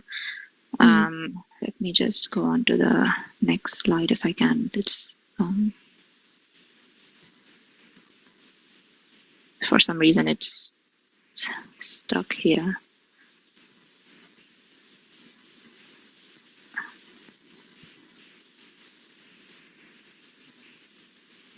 So just scrolling down again, you would be able to see the bronchial atresia, because that is, yes. Left lower bronchus could not be tracked till the air trapping. Yes. And distal to that distal to that bronchial ending, you can see that that segment is the one that is involved, and that is the one that is hyperinflated. So just a brief thing about bronchial atresia is that the air enters the affected lobe, and again through collateral channels it would cause hyperinflation, but because of the air trapping, you would see that hyperinflation. And differentials again would be congenital lobar overinflation, congenital pulmonary airway malformation, intralobar sequestration, and sometimes in ABPA you would see a finger in glove appearance of bronchial of a mucocele. CT is the best study again to assess for the bronchial atresia, and you must exclude a central obstructing neoplasm. Sometimes that is the cause of the overinflation, and in older children, adults, it is usually asymptomatic and can be incidental findings, and in younger children it can be a cause for recurrent infections, or cough, and SOBNVs can be some of the presenting findings. So this is just another chest x-ray which shows the finding of the bronchial atresia. So you can see this sort of perihilar opacity, which is of soft tissue density, and distal to that bronchial atresia you see the overinflation that is involving the left upper zone. So if you see a hyperlucent lung with paucity of the bronchovascular markings, that is the one that is abnormal, and the rest of it is the normal lung. So this is bronchial atresia. So case 15, does candidate 1 or 2 want to have another? Yeah, I'm. Can I go for it? Yeah, candidate 2, please. Yeah, go ahead. Yeah, this frontal radiograph for a pediatric group patient is a frontal chest radiograph. So there is hyperinflation over the left lung, and with hyperlucency over the left lung as well. So I think the abnormality lies in the left lung. The right lung relatively appears clear. There's no nodules or consolidation. There is widening of the left intercostal space also. So there's an ill-defined cystic lucency over the left upper to mid zone. with a thin wall. With thin wall. And the pulmonary vasculature still can be seen superimposed at this region. So, okay. In conclusion, I would suspect my primary diagnosis would be left lung cystic lesion, CPAM, and also if there's previous infection, this could be a neonatal cell. And it could be due to lung cavity as well. So I will review the previous radiograph and to get further history from the referring physician. Okay, good, very good. The history is antenatal lung abnormality. So if it's detected antenatally, so I would suspect this is a CPAM. So CT chest could be helpful to differentiate this with the hybrid lesion. Perfect. So this is your CT chest. Okay. Yeah. The selected images of the CT thorax in both mediastinum and lung window. This is a contrast study. I can see that there's cystic lesion at the left upper zone, and which I don't see any communication with the bronchial tree, and at these selected images, and I don't see any systemic supply, arterial or pulmonary drainage, or the venous drainage to this lesion. There is also a hypodense lesion over the mediastinal region, which is next to the cranial. There's the lesion. So still, I will review the rest of the imaging to see whether there's connection to the bronchial tree, and if there is, I would suspect the cystic lesion could be a CPAM. And regarding the hypodense lesion at the mediastinal region, my differential diagnosis would be a soft tissue lesion. Most likely it's a lymph node. And review other images of the CT scan to check the position of the mediastinal, whether it's in the middle hilar or it's at the posterior mediastinal region. So to give my further differential diagnosis. Yes. Okay. No, that's well done. You didn't give up on one abnormality. That's really good. So this is actually in the middle mediastinum. You can see it clearly. It's in the subcarinal, so it's playing the bronchi, and it's actually a cystic lesion. I know it's not really well projected, but here you can see it's fluid attenuation. So this is actually a bronchogenic cyst. 85% of them are there in the mediastinum. 10 to 15% they can be within the lung, usually within the proximal third, and you have to differentiate them from enteric duplication cysts, which might be difficult, or pleuropericardial cysts. They can communicate with the tracheobronchial tree, so well done. It was not, and CT is the best to evaluate the relationship with the adjacent structures and look at the content of the cyst. They can be associated with congenital malformations, as in this case with CPAMs and others. And often bronchogenic cysts are asymptomatic and they're picked up incidentally, but they can sometimes cause compression on the surrounding structures or become infected and cause repeated pneumonias. So just to summarize, congenital thoracic malformations, they are usually diagnosed antenatally, like in most cases, especially if they are large and have a lot of cystic spaces.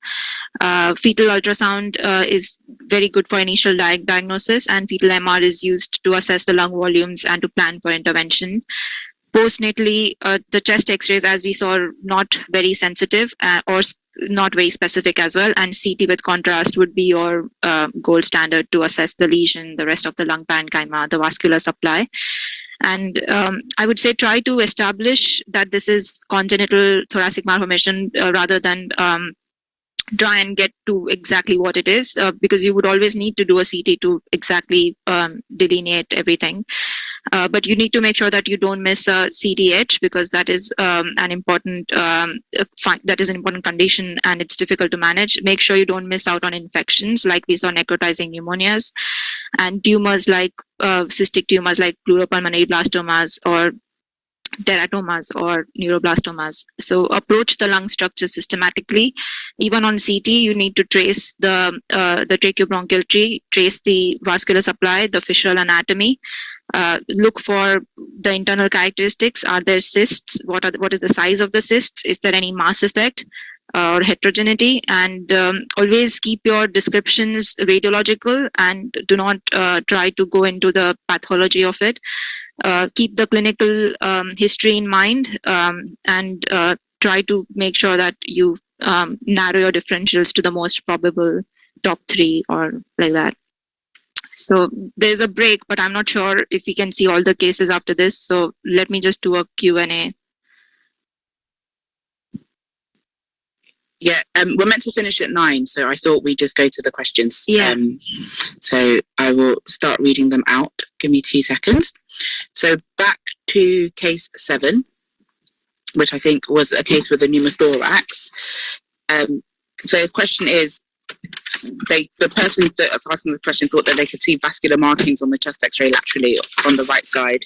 Can you just put the X-ray back up, please? Sorry, Toby, this CT doesn't move. Yeah, I mean, it was actually a supine film. So you have the key in that one was the deep sulcus sign, which was the main finding. So in supine films, you may not really see your the clear pleural line, and but you would definitely be suspicious if you see a deep sulcus sign, which was really well identified by the candidate. So that was the main thing while I wait for the CT2. Okay. So, we'll come back to case 7 because there's another question asking to show the deep sulcus sign, but we'll wait for the CT to behave itself. And then on case, oh wait, that's another one where you have to show it. There's a question about do you know why group B streptococcal pneumonia patients are more prone to getting diaphragmatic hernias? Yeah, they cause necrotizing pneumonias. So they are necrotizing and cavitating, and I think that's the reason why they're aggressive. Yeah. Okay. But not otherwise, not anything particularly that leads to CDH. It's just that they will affect the diaphragm because of all the inflammatory stuff. Yeah, and it would be a late, it's more in late older age children rather than the congenital diaphragmatic hernias. Than the congenital ones. Yeah. Okay, perfect. Okay, and then the next question is, this is just a clarification. Does lung hypoplasia lead to increased or reduced lung density? Lung hypoplasia. Yeah. So lung hypoplasia, it can have a normal density, honestly. If it is agenesis or if it is a collapsed lung, you would have high density, but just hypoplastic lung would probably appear normal density. I don't think it would appear as high or low. Obliterative bronchiolitis, on the other hand, might appear a bit more lucent. Yeah, okay. I agree. I think the density is normally normal unless there's some superadded infection or some atylectasis. But I think the density is normally normal. It's a smaller size, not it's just a smaller volume of lung rather than anything else. Okay. Is it scrolling at all now? Because some questions are about specific cases. Okay. So I've got okay, that. perfect. So if we go to case 7, and if we just show the deep sulcus sign for the people in the audience, that'd be great. Okay, it's gone all the way to the top now. Hang on. Oh yeah, you were there. You were just there. Case 7. 7, yeah. I think.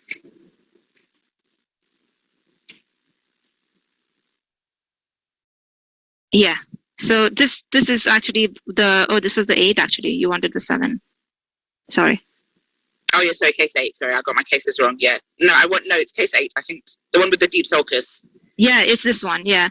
So yeah, this is actually the sign which was picked up really well by the candidate. So pneumothorax it's tough, and usually in supine films, especially when there are ventilation, there would be a supine portable film. You are not going to see the air rise up to the apex, and this is something that you have to be very, very like always look and make sure you don't miss this.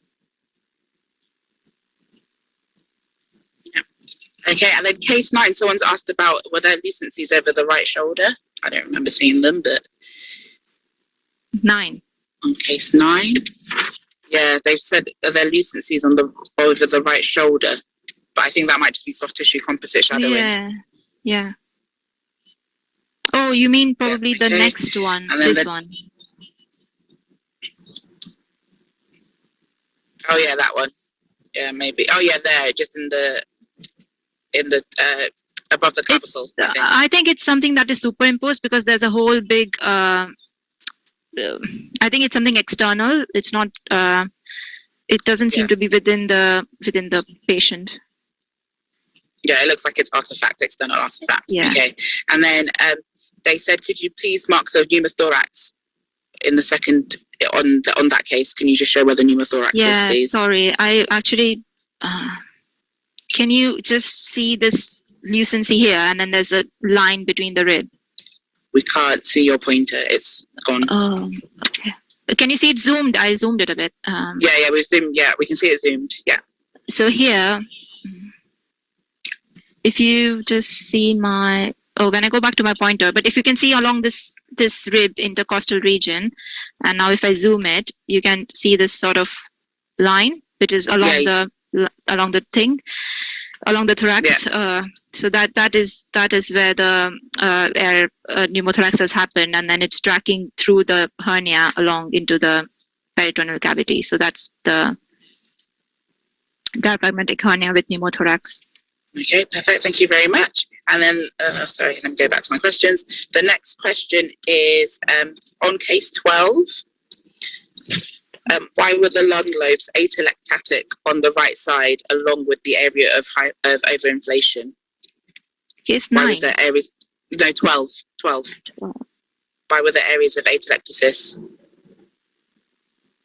with the overinflation? So usually these children, they have CT scans under GA sometimes, and when they have ET tubes in and they're under GA and sedation, they would have these atelectasis, dependent atelectasis. So, and this child also had the background of absent pulmonary valve syndrome, so they have had other they would have had interventions, and that also would lead to atelectasis. Oh yeah, so okay, so it's a bit of chronic and a bit related to the general anesthetic. Perfect. Yeah. And then how to differentiate hypodensity in lung as to whether it's from necrosis or trapped secretions in a pneumonia. It's a question. I feel like they look very different.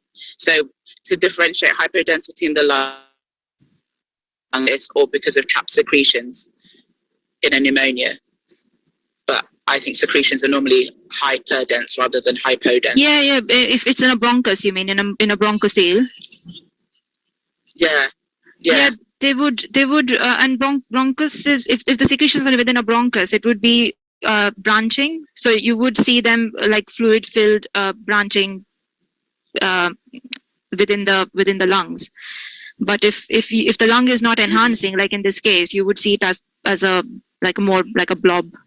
Or non-enhancing along the lung margins, and in chronic cases of bronchial mucus secretions, you would get them as hyperdense, as in case of AGPAs or.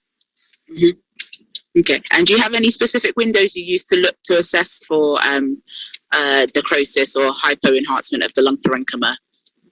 So if you just look at the mediastinal or soft tissue window, for example, here you can see the lung enhancement here, but you cannot see it enhancing here anteriorly along the right lower lobe So the normal collapsed lung would enhance, as in here, but the abnormal areas which are getting necrosed would not. Okay. I think when you zoom in, we lose your pointer. So do you mind zooming out a little bit, and then we can see your pointer to see the different areas? So here is the normal enhancing. You can, if you correlate it with the sort of a tongue shape, and you can see this enhancement. But here is the anterior bit. So if I zoom it now, the anterior bit doesn't enhance as well as you would see in a normal lung collapse. Thank you very much. And then couple more questions. How can we differentiate congenital lobar emphysema from bronchial atresia? That is a very difficult differential. I really admit to that. And you really need a CT stack to make sure. For example, this was the case of bronchial atresia, and I apologize for the painful slow scrolling of the scan. But so in bronchial atresia, you would have the segmental, usually the segmental or subsegmental bronchus is affected. And when you see, so the area that becomes hyperinflated is distal to that atretic bronchus. In congenital lobar emphysema, it would be affecting a whole lobe. So for example, here it's the whole of the right middle lobe, and you don't really have that blind ending sort of bronchus, which is distal to which you would see it. So I think that is the main differentiating factor that I see. And other thing is the location. So this would be in the right middle lobe and right up and lower left upper lobe. Well, that would be a segmental sort of affection, not a whole lobe. Yeah. Not as a whole lobe. Okay, thank you. So those are most of the questions. There are a couple, but I think you've answered them as you did the talk, so I've kind of skipped those. Are there any of the cardiac cases that you think are worth just showing without doing it Viva style? Any out of the ones that are left? Any good examples? Because we've got about 10 minutes. I'll just briefly show some of the other chest cases rather than, because the cardiac would take a while. Okay, fine. Yeah. So if there's any other cases, yeah, I'll try and get past this CT again. I am really, really sorry about this. But main points which I wanted to say was in asymmetric lung densities, the area of lucency with paucity of pulmonary vascular markings, for example, here, as we just saw, that would be the area which is the abnormal one. So even on the X-ray, you have to look for the hyperlucency with paucity of lung markings. That is the abnormal one. So this is just a case of, again, I would let the CT scroll by and show you the static images. But you can see there's bronchiectasis bilaterally and the bronchial wall thickening. And in a child, when you see bilateral bronchiectasis, the most common differentials you should have is cystic fibrosis. And so this is just another patient who has cystic fibrosis. So you would see radiating bronchial wall thickening from the hila towards the periphery. And these patients would have a central line in because they are usually treated with long-term antibiotic treatment. So this is when they present with acute exacerbations. You can see there's bronchiectasis, tubular markings.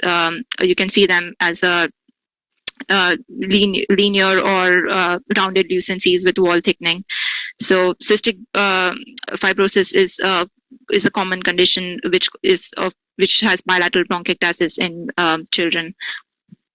And it affects the middle and the upper lobes predominantly. You would have the tubular markings and then finger in glove sign.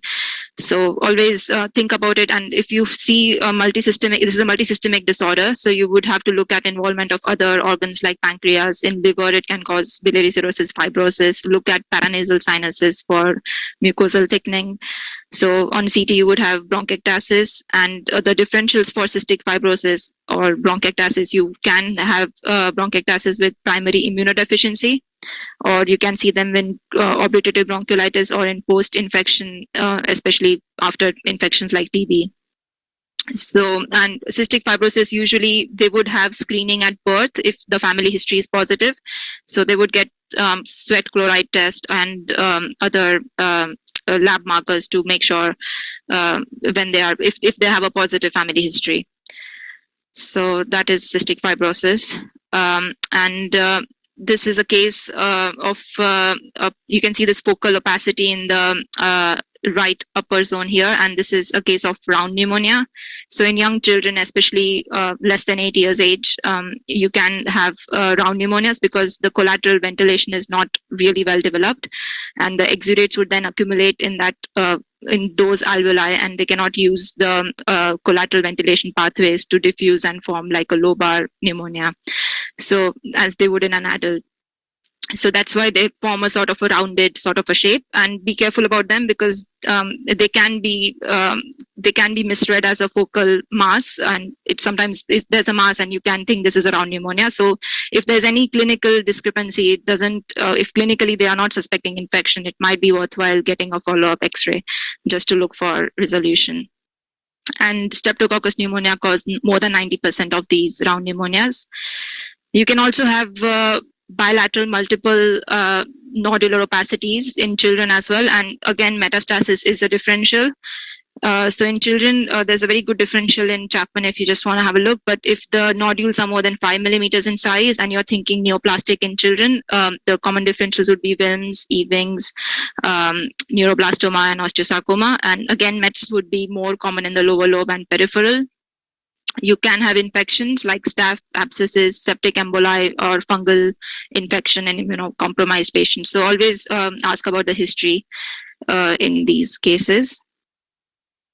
Then I just have a couple of pneumomediastinum cases. You can see the continuous diaphragm sign and air along the aorta. Just briefly, this is a case who was on ventilation, had COVID pneumonia, and developed severe pneumomediastinum, pneumothoraces, as well as pneumoperitoneum. So that is just showing all the findings. Case 20. This is a really interesting case, but the key finding is this. So you have a right-sided aortic arch. Although the patient is rotated, you can see that this is more prominent. And in this case, this is an older child, so you would not really think of a thymus. A thymus would be this big only up to the age of maybe 5. But in an older child, if you can't see aortic knuckle on the left and on the right, you have to suspect the right aortic arch. This child had dysphagia, so they had a barium swallow, and you can see that there is narrowing in the upper esophagus here with posterior indentation. So you're thinking about external compression, and that could be a vascular ring. So if you have a right aortic arch and aberrant left subclavian, that is an obstructing anomaly. The other differential would be a double aortic arch, which would also be obstructing abnormality and can cause dysphagia or tracheal narrowing. So this is just the CT of that patient, and you can see there's a right arch. So when the aorta is to the right of the trachea, it is a right arch. If it is the left, it's a normal left arch. And you can see the aberrant left subclavian there. And this is a case of the double aortic arch, where it is going on both sides, and you can see the 4 vessel sign because both the carotids and the subclavians would arise together from the respective arches. So just a brief on vascular ring and sling. So ring would be complete encircling of the trachea and esophagus, while a sling is when an anomalous LPA arises from the RPA. And if there is a stridor, you should always think of double aortic arch or an obstructing ring, and pulmonary. If there is no right aortic arch, then you have to consider a sling. And just to show the sling, it is like aberrant left pulmonary artery arising from the from the right pulmonary artery, and it would go behind the trachea, and this will go between the trachea and the esophagus. So this sling is the only vascular aberrant vessel that will go anterior to the trachea. All the others would be anterior to the esophagus. All the others would be posterior to the esophagus on a swallow. So a sling is the only abnormal one which will go anterior to the esophagus. And this is a case of H-shaped tracheoesophageal fistula. So you can see that on swallow, positive oral contrast, you can see that there is opacification of the trachea as well as the esophagus. And you can see this very, very slender sort of a tracking of the contrast anteriorly. So this is a H type of tracheoesophageal fistula.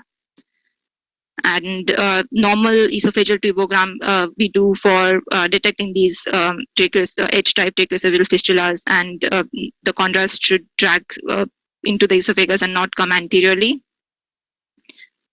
And just a brief summary on tracheoesophageal fistulas. So most commonly you would have the type C, which is this one, where you would have a esophageal atresia with a distal fistula, and so you would see gas in the stomach and the distal bowel.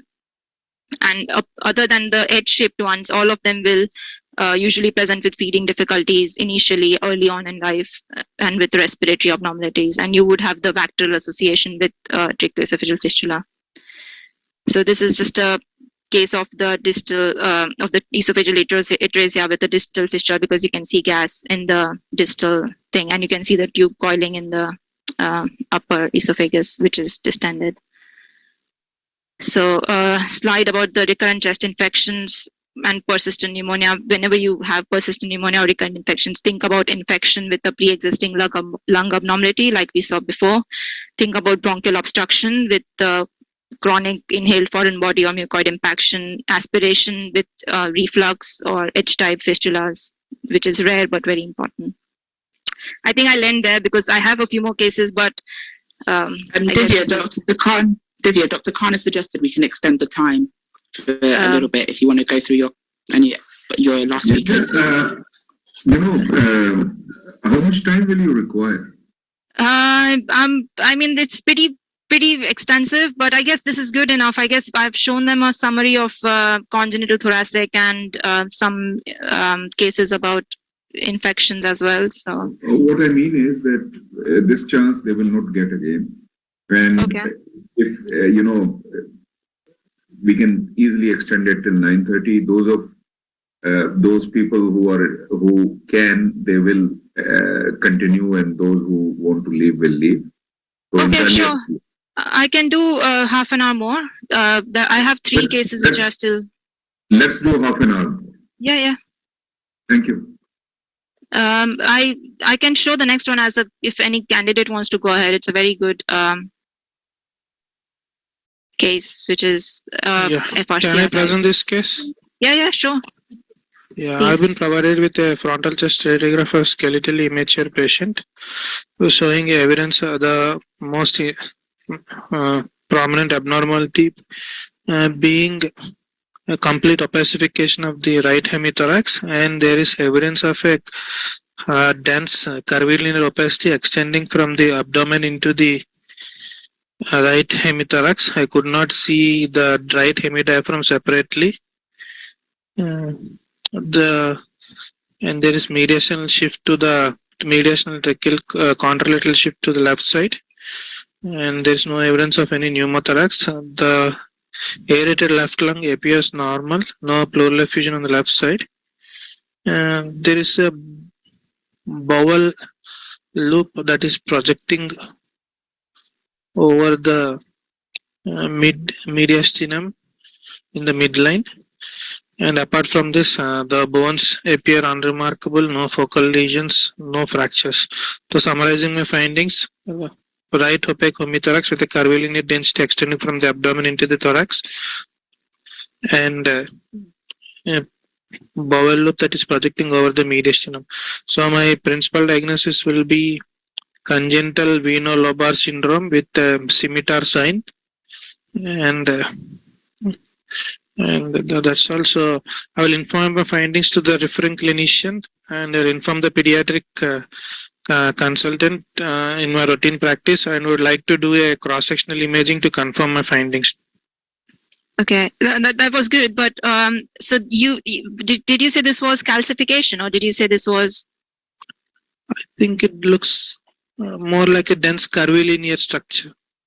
Okay, but do you think it could be a vessel when there's a whole whiteout of the and what do you think about the mass effect, because there is a mediastinal shift to the left? Then there can be a concomitant pleural effusion also, or there can be a mass in the thorax also. Yeah, correct. So this is actually suspicious for a mass, because you can see that there is calcification, okay. which is abnormal. Okay. Then if it is a calcification, I think of a mass then. Yeah, and you would want to go with cross-sectional, which is absolutely right. And so this patient had a CT and okay, hang on. Yeah.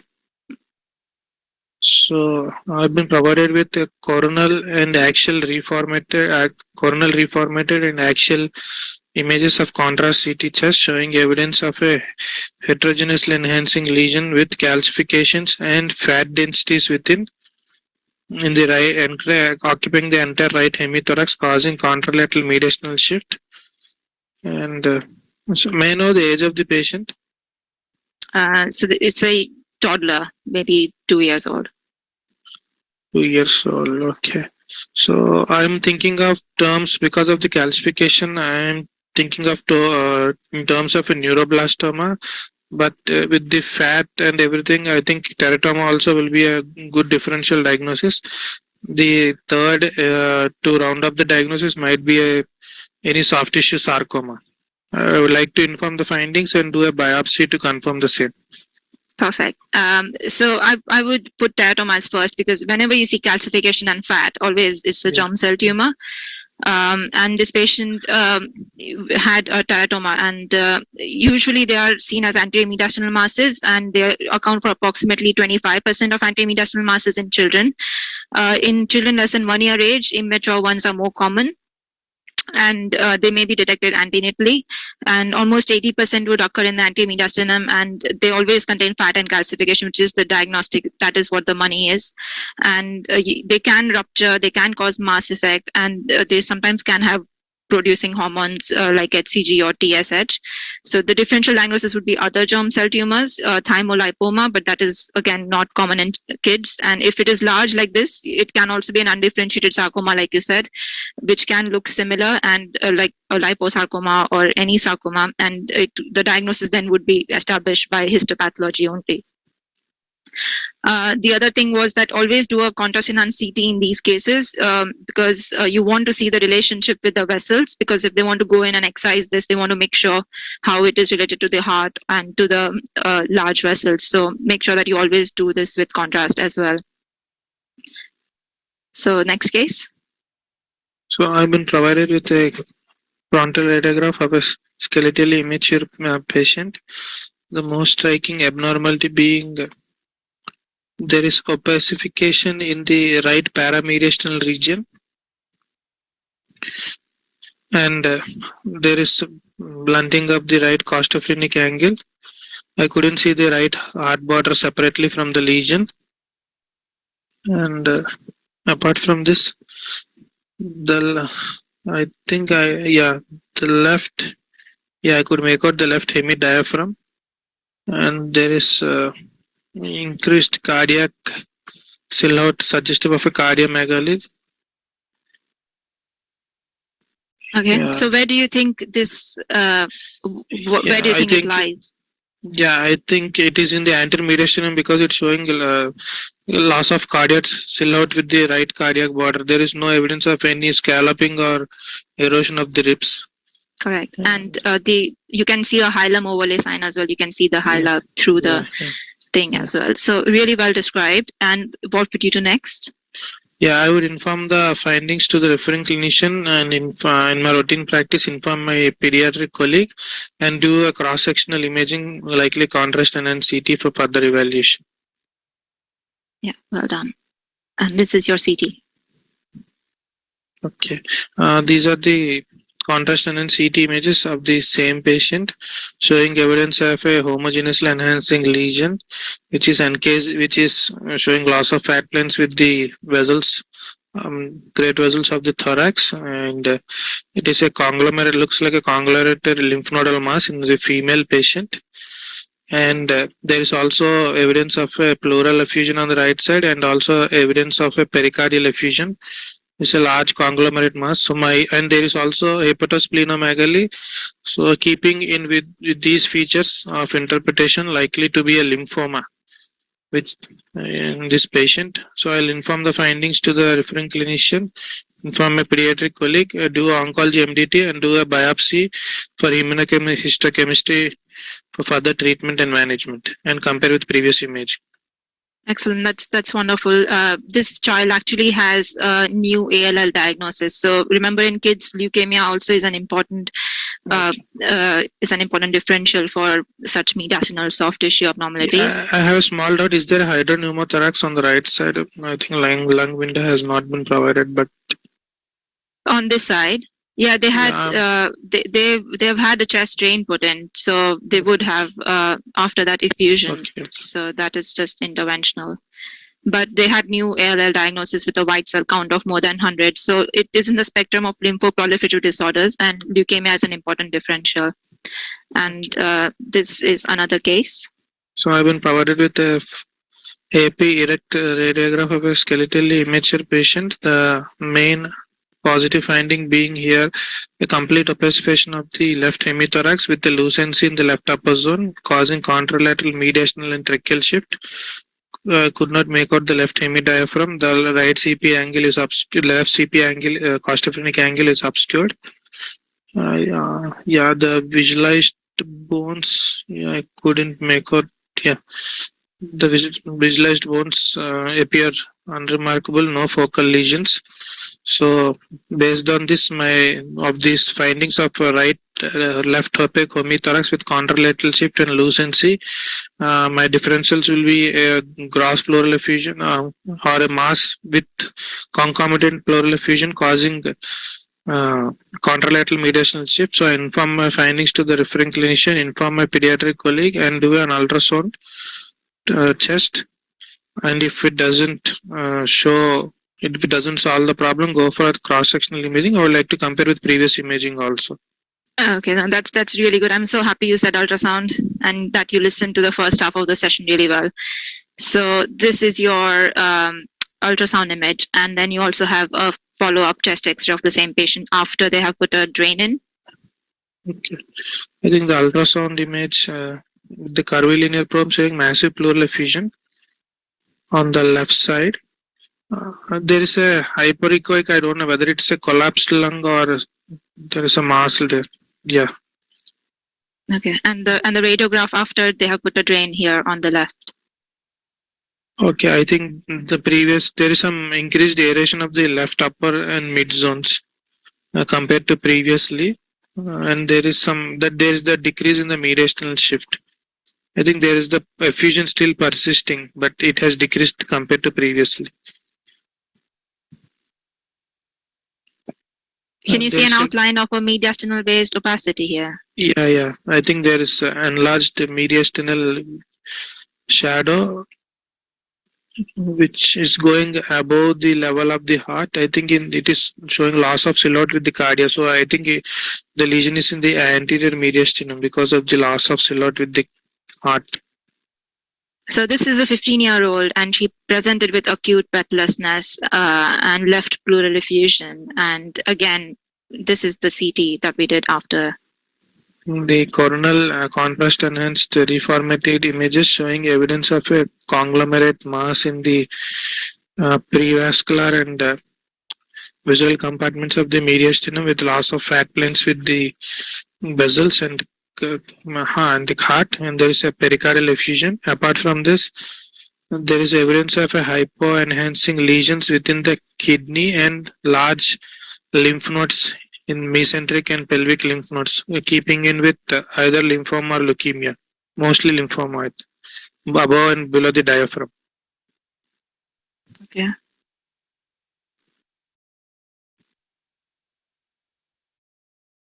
And inform the findings to the referring clinician and inform the pediatric colleague and do a biopsy for further evaluation. Okay. They also have filling defects here. I'll just zoom it for you.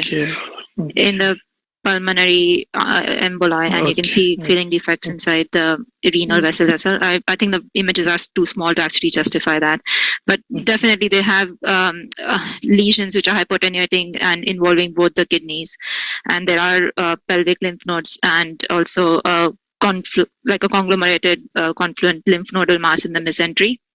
Yeah. And in the anteromediastinum, they also have a pericardial effusion. So this patient also has a blastic phase of the lymphoma, and so basically lymphoma leukemia, you have to be aware that they are in the spectrum of what I called is SALTI. They are like the lesions which you have to keep in mind can appear as anything. So in SALT, I consider sarcoidosis, amyloidosis, lymphoma leukemia, tuberculosis, and inflammatory IgG4 disease. So these 5, that acronym of SALTI, you have to be very careful.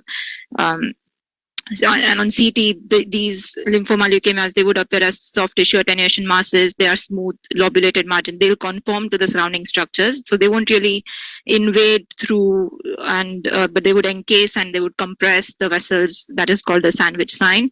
They would not really obstruct them completely like aggressive tumor, but they would just go around them and sort of form around them. And you would see a pleural effusion in 50% of the cases, which is usually unilateral, as you saw, and that was a pleural deposit within the ultrasound. So ultrasound really helps to see whether there is some involvement of the pleura, thickening or nodular appearance. They also have pericardial effusion commonly, as you saw in both the cases, and less commonly they can invade the lung parenchyma and have chest wall invasion. But calcification is not common in lymphoma leukemia unless they have had therapy, and then it's post treatment related calcifications. And usually these patients, they appear dramatically, but when they are given treatment, these lymphomatous lesions, they would just melt away with near complete resolution. Always think about doing PET CT because that is the imaging of choice for complete lymphoma staging and to assess the response to treatment. They have a Deauville score, which is usually used to see response. And the differential diagnosis would be thymomas, especially when the thymus is involved, and thymic rebound or hyperplasia post-treatment. Sometimes if they are post-treatment for other cancers as well, it might be tricky to differentiate the thymic rebound from a lesion. And just a brief thing about middle mediastinal masses, although we didn't see anything, but you would see the widened paratracheal stripes, and you would see the displaced recess, and you wouldn't see it's like the opposite of what you saw in the anterior mediastinal. So in approach to mediastinal masses, the chest X-ray is important, but always do the CT with contrast for further assessment. MRI is important for the posterior mediastinal masses, especially to assess for the intraspinal extension. And in children, you would commonly see neuroblastomas. So that is important that you look at intraspinal extension in neuroblastomas. So just a brief summary on the anterior, middle, and posterior mediastinal masses. The anterior one, the 4 Ts, which is the thymus, thymic rebound, lymphadenopathy, teratoma, thymic infiltration, which can be in leukemia, lymphoma as well, thymoma, thymic cyst. Morgagni hernias are an important anterior mediastinal mass as well, and vascular malformations. Middle mediastinum, you can have lymphadenopathy, as we just saw. You can have bronchopulmonary foregut malformation. We saw the bronchogenic cyst, which was in the middle mediastinum and splaying the carina. You can have congenital vascular rings or aortic dilatation, which would also be in the middle mediastinum, and hiatus hernias. And posteriorly, you would have the neurogenic tumors. So anything neuro would be posterior, neuroblastoma, ganglioneuroblastoma, ganglioneuroma. Spinal abscesses, which can be caused by staphylococcus or TB. Bronchopulmonary foregut malformation, neuroenteric cyst, that would also appear as posterior mediastinal and usually associated with vertebral defects. Spinal tumors like Peanut and Ewing's tumors from the vertebra would be posterior mediastinal. Boktalak hernia is also usually seen posteriorly. And obviously trauma, you can have pre-paravertebral hematomas. So this was the end of the second session.